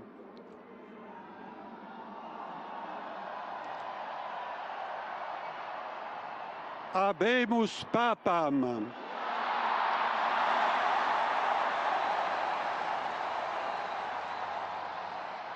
Eminentissimum, ac reverendissimum Dominum, Dominum Robertum Franciscum, Sancte Romane Ecclesiae Cardinalem Prevost.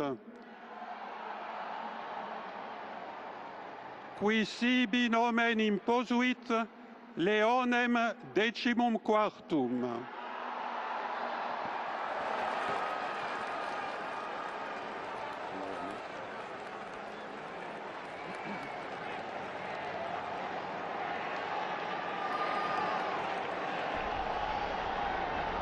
So the Pope is Cardinal Robert Francis Prevost, who's taken the name of Leo XIV, Pope Leo XIV.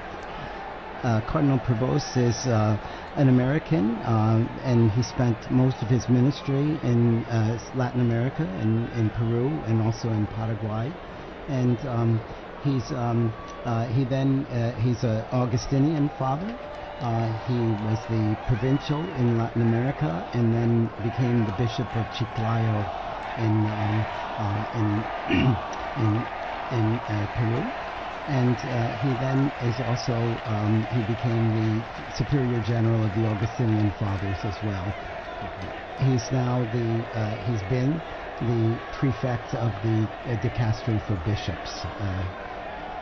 We see the cardinal electors there appearing on the balcony there as well, with this joy and smiles on their face. A great joy indeed, and well, it wasn't one of those fabulous things to say. What a great joy. It's a wonderful joy. And he's from Chicago, Yes. Illinois. Chicago. Okay. An American. An American. An American. I think that's a historic moment. It sure. is truly, truly historic. And you can see all the cardinals on the different Yes, balconies in there. different- For our radio listeners, you may not be able to see this, of course, but they're appearing on all the balconies to the left and right of the central balcony there. All of them clearly standing out with their red vestments and smiles, and Waiting to again for all of us to greet this new pope as A well, great new pope. which now we know his name. Cardinal Robert Francis Prevost, Augustinian, Amazing. and has served as prefect of the dicastery for bishops. A native of Chicago, Illinois, in the United States.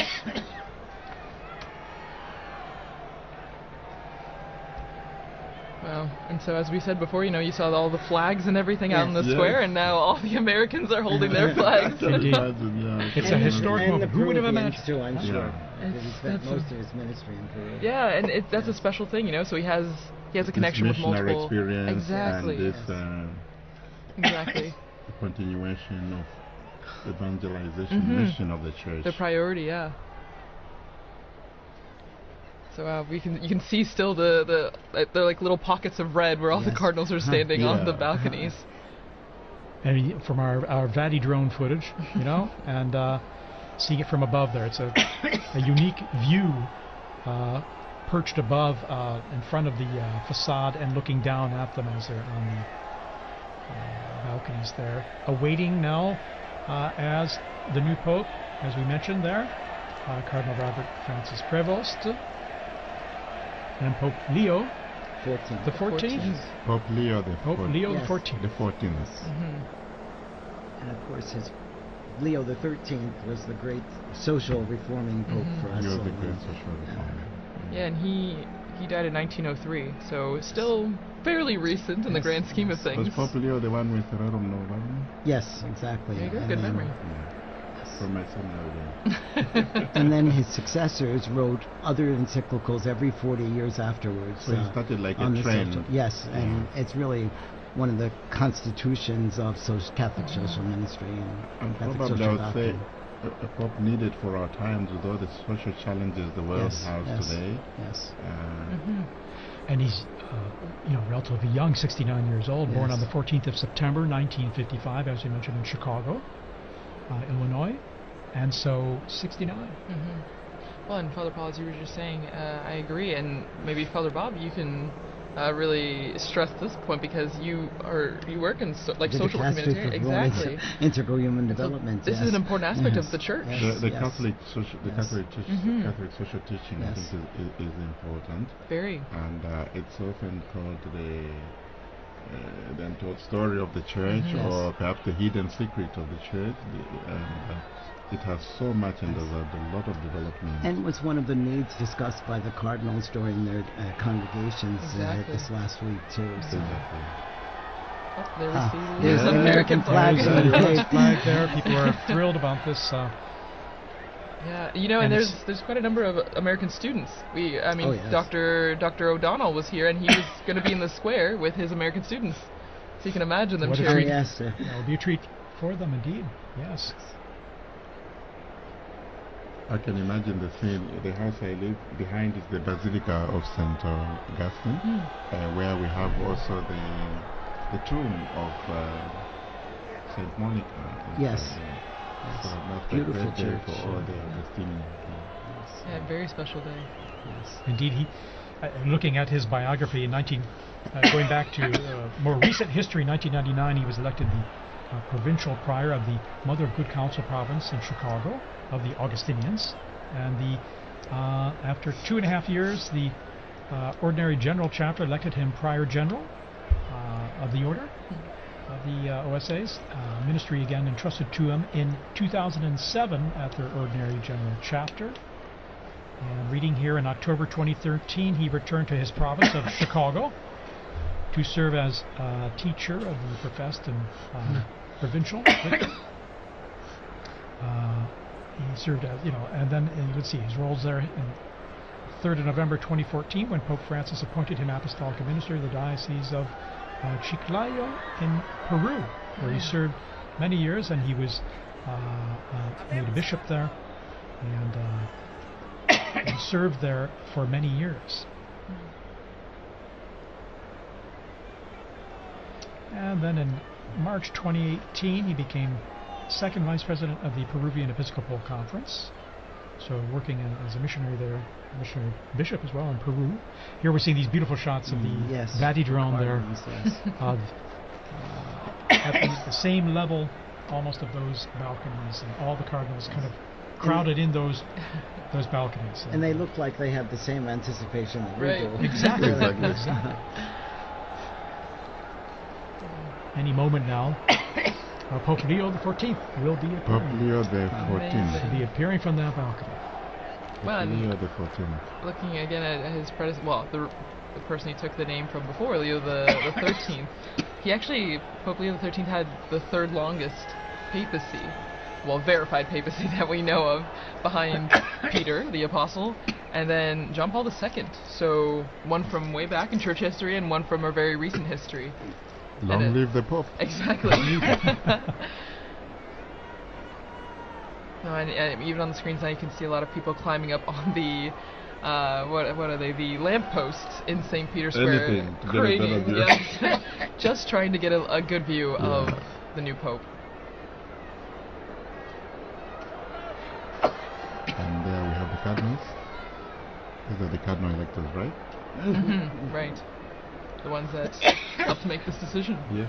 Which, since we had 133 cardinal electors, then we had to have a majority of 89 cardinal electors to vote for cardinal. I found intriguing the fact that the voting takes place in the Sistine Chapel, where you have the last judgment. Right. So whatever you do, whatever you decide, that's between you and the Lord. Yes. Because the weight of the responsibility is so great. So very fitting, very telling, eh? Well, and before you came in, Father Paul, Dr. Liz Lev was talking about the Pauline Chapel, and that's where the new Pope, now Pope Leo the 14th, when he will walk down this hallway in the chapel, and at the end of the chapel is an image of Peter crucified upside down, but the artist turned his head so that when the new Pope is walking down the hallway, Peter's eyes are following. Here we are. There we are. Pope Leo the 14th is now Pope appearing, Leo the 14th. coming to the central loggia of the Basilica. Very special moment. Very special moment. And Here he is.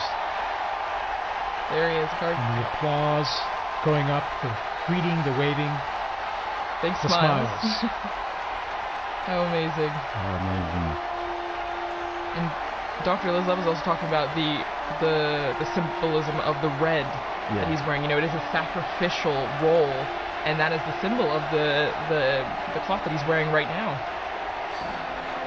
And we see this beautiful close-up view from the side there, at the same level as the loggia.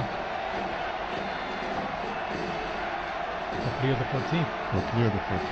Amazing. Smiling, Smiling and Pope, you can see who wouldn't be taken by the moment. And I think going overcome through with his emotion. mind, you know, the weight of Yeah. this responsibility. Oh yeah. You can see it on his face. You can Oh, see it on his absolutely. face. Amazing. After this, you're never the same person. No. And we're hearing the bands below, the mutual salute of the anthems, the hymns, of the Vatican hymn and the Italian national anthem, as we do traditionally with the Easter and Christmas, as we've mentioned. And after this, now Pope Leo XIV, he will give a greeting and impart his first apostolic blessing, the Urbi et Orbi, to the city and to the whole world. So that blessing extends to everyone who is watching, everyone who is listening, your family, wherever you are. It's a great moment to prepare ourselves for this first blessing. This most solemn blessing, you can just feel and see the emotion on his face. Yeah.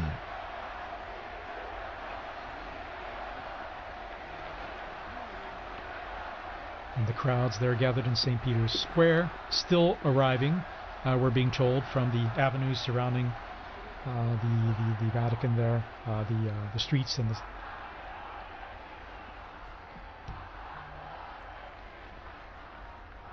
So just getting messages here, congratulations, God bless the Pope.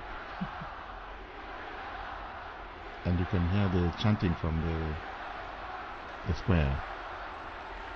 Long live the Pope. Viva il Papa. Viva il Papa. Viva il Papa.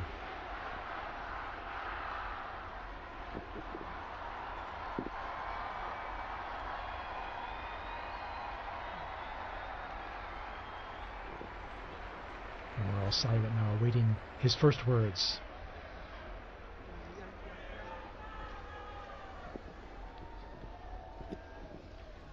La pace sia con tutti voi.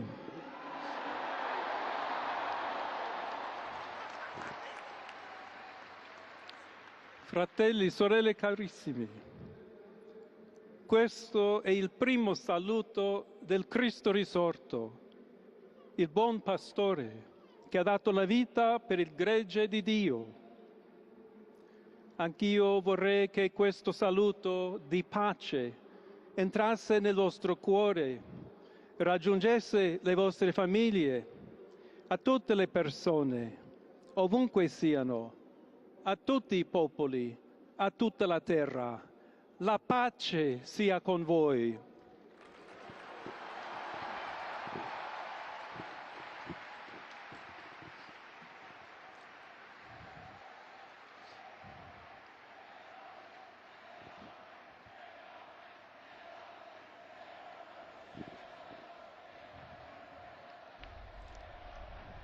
We're just hearing the first words of Pope Leo XIV.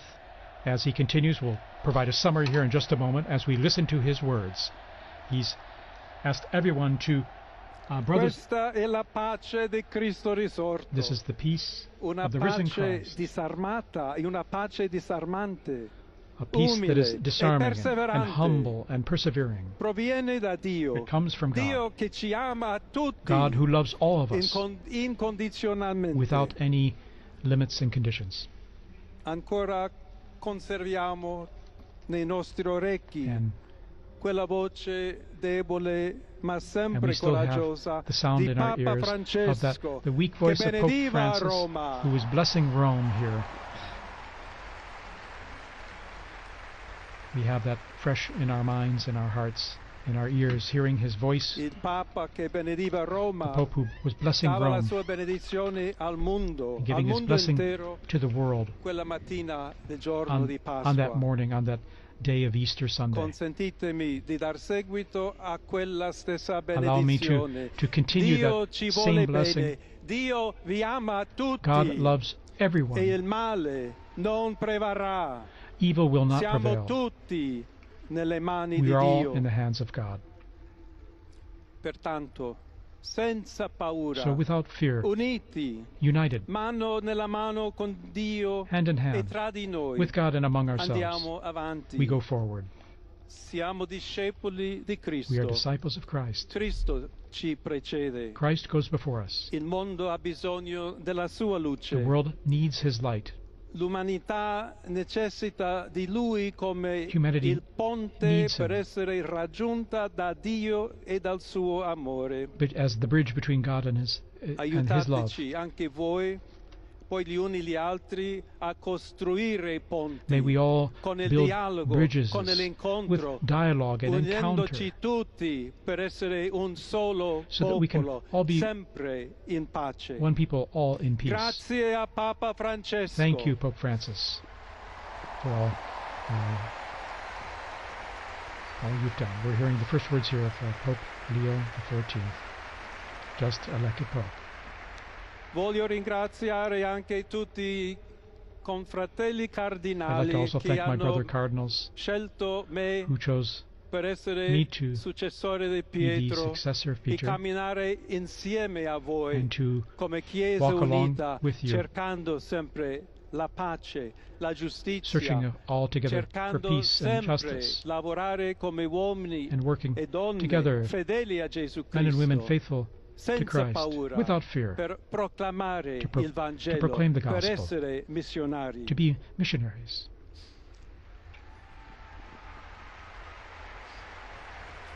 Pope Leo offering these initial words, which we're just translating on the fly here. Un figlio di Sant'Agostino, I'm a son of Saint Augustine, agostiniano, and I'm an Augustinian che ha detto: con voi sono cristiano who said, e per voi vescovo. with you I In am a questo Christian, and senso for you I possiamo am a bishop. tutti camminare So insieme may we all verso quella walk together patria towards that, la quale Dio ci ha preparato. to the place that God has prepared for us. May we walk together, Alla accompany each Chiesa other. To the Church di Roma, of Rome, un saluto speciale. a special greeting. As Bishop of Rome, of course, a special greeting. Dobbiamo cercare insieme come essere We've una got to chiesa look missionaria, at how we can together be a una missionary chiesa church, che costruisce i ponti, a church il that builds dialogo, bridges, sempre aperta a ricevere, that is come that questa is always open piazza con le braccia to receive aperte a tutti, everyone, tutti coloro just che like in hanno this square, bisogno to receive della everyone, nostra to welcome carità, la everyone, nostra presenza, our charity, il dialogo, our l'amore. dialogue and love.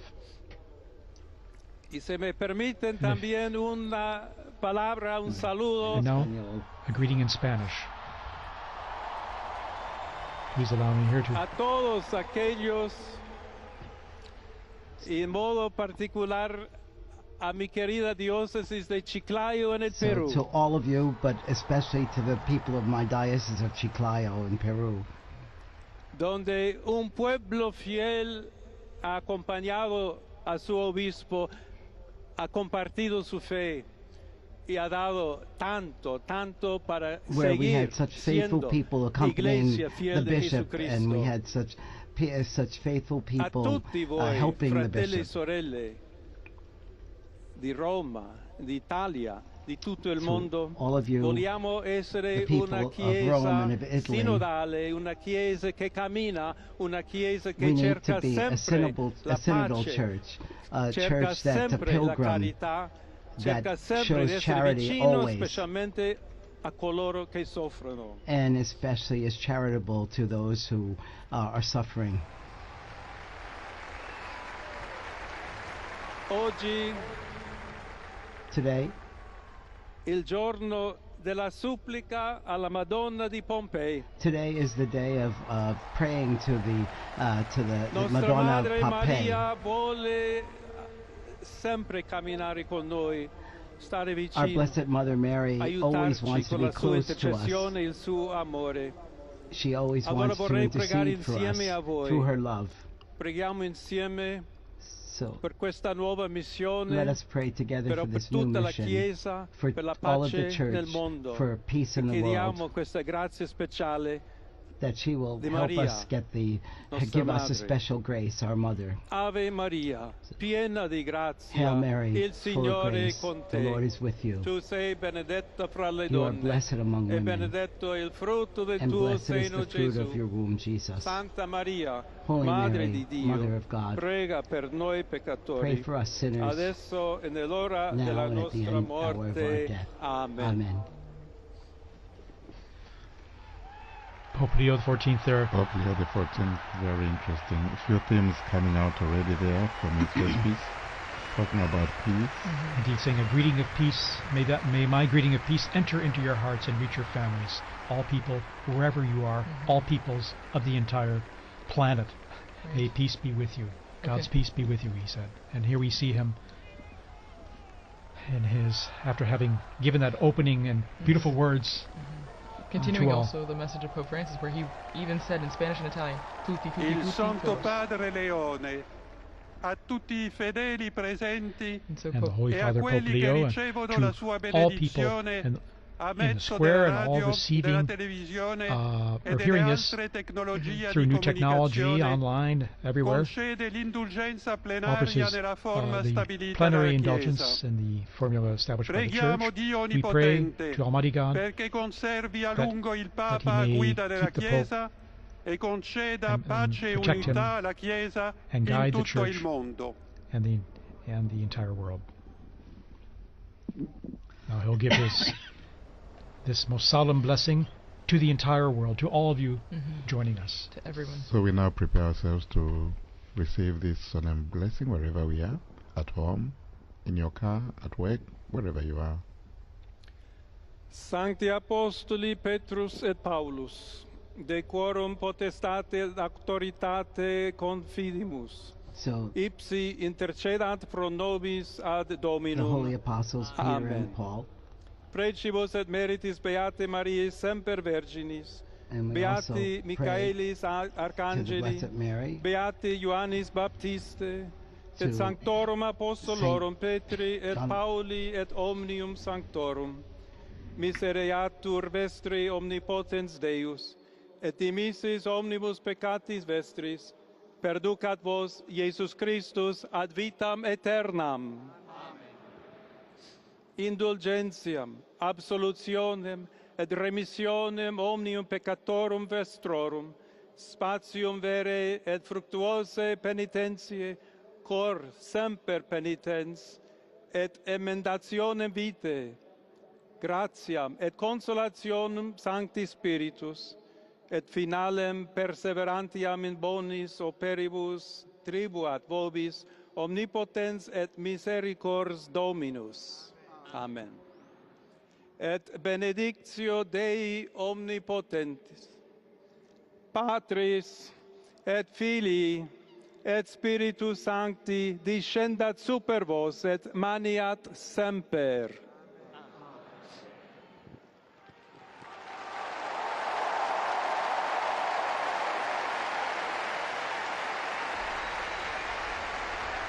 And we just heard the blessing there, received the blessing there of Pope Leo XIV, and to the world, to the city, this most solemn blessing to all of us and all of you listening and watching out there.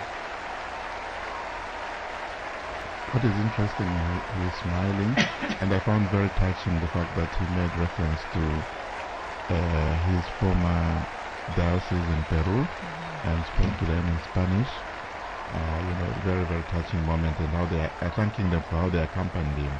And so, from this moment, I think we all accompany the new Holy Father with our prayers and support. And once again, he asked, just like Pope Francis did before, he asked for continued prayers. You know, this is a heavy task, as we all noted before, and he continues to ask all of us for prayers and also for the intercession of Our Lady on the special feast day.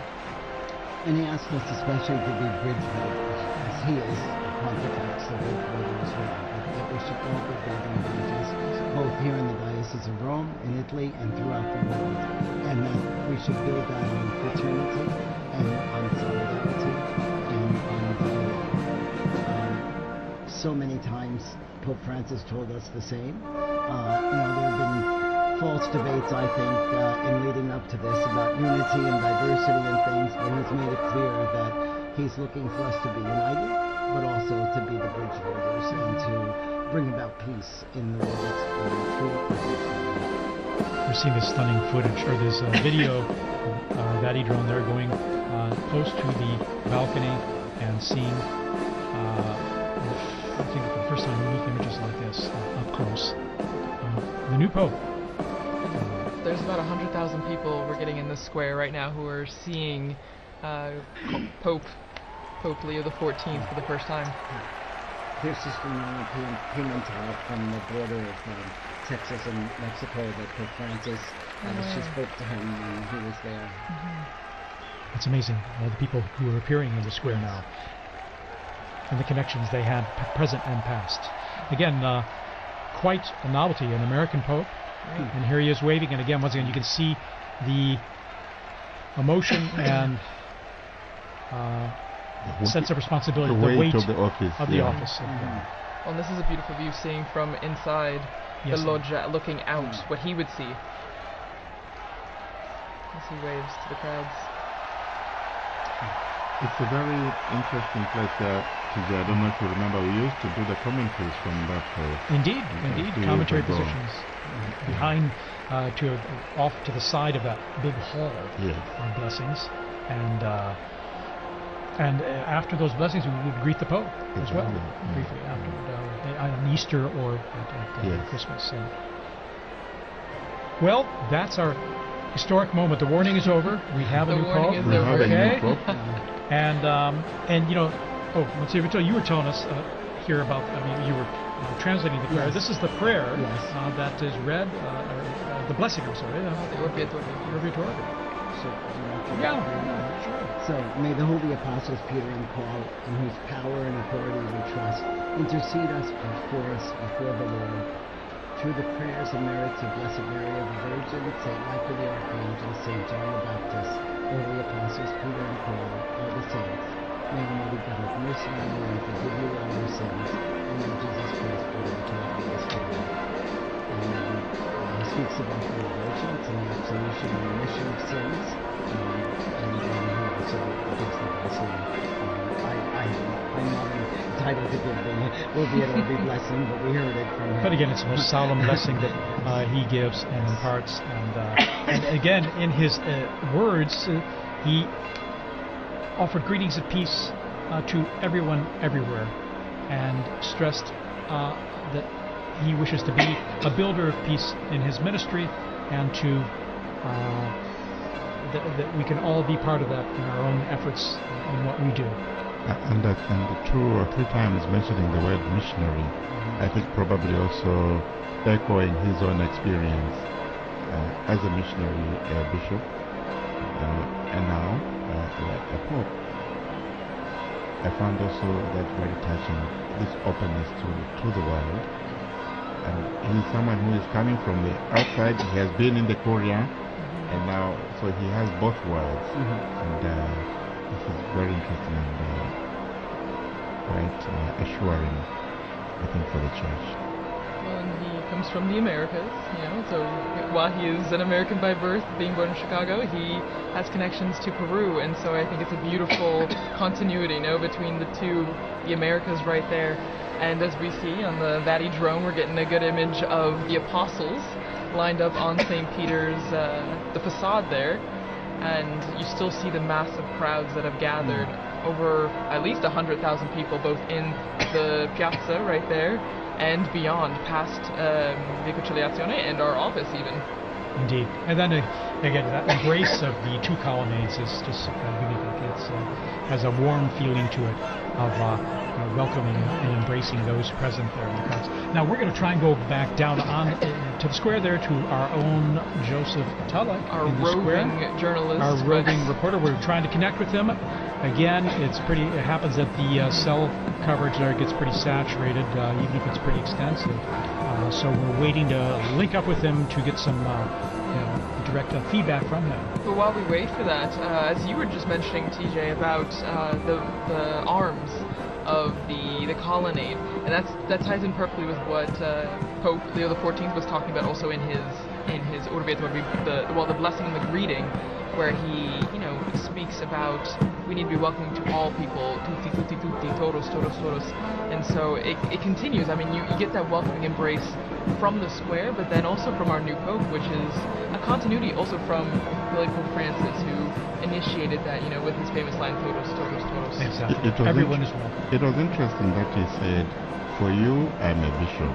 With you, I'm a Christian." Yes, that was really beautiful. A quotation from St. Augustine, I think, yeah? Well, and it's true. It's a nice, it's a good way to identify himself. That we're all Christians, but he's also a shepherd when he was a bishop, and then now as the Bishop of Rome and the head of the Catholic Church.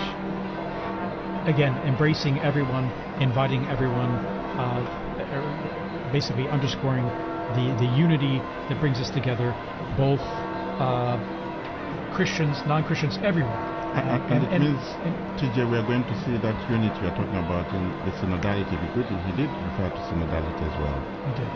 And that word meaning talking to, hearing everyone's opinion and dialoguing together, listening to one another. That's what, in a sense, the basics of synodality, in terms of listening to one another and seeing where we can talk about things and come to understand one another and where we're coming from and maybe the best way to go forward together.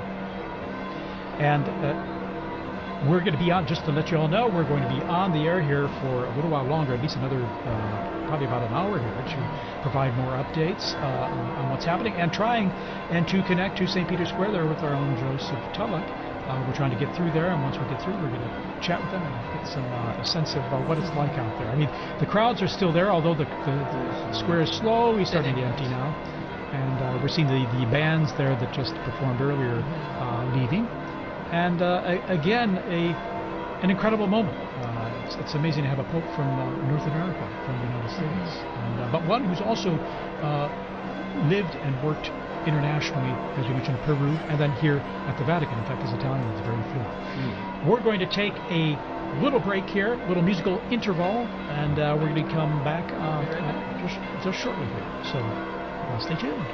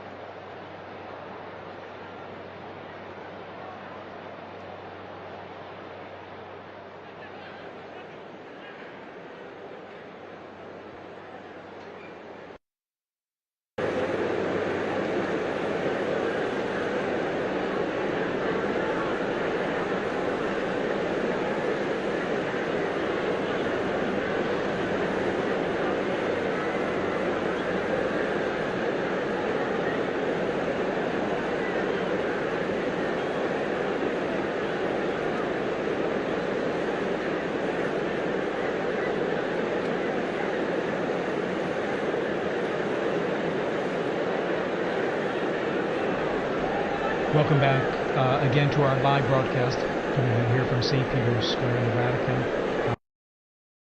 English Channel. Vatican Media, English Channel. Vatican Media, English Channel. Vatican Media, English Channel. Vatican Media, English Channel. Vatican Media, English Channel. Vatican Media, English Channel. Vatican Media, English Channel.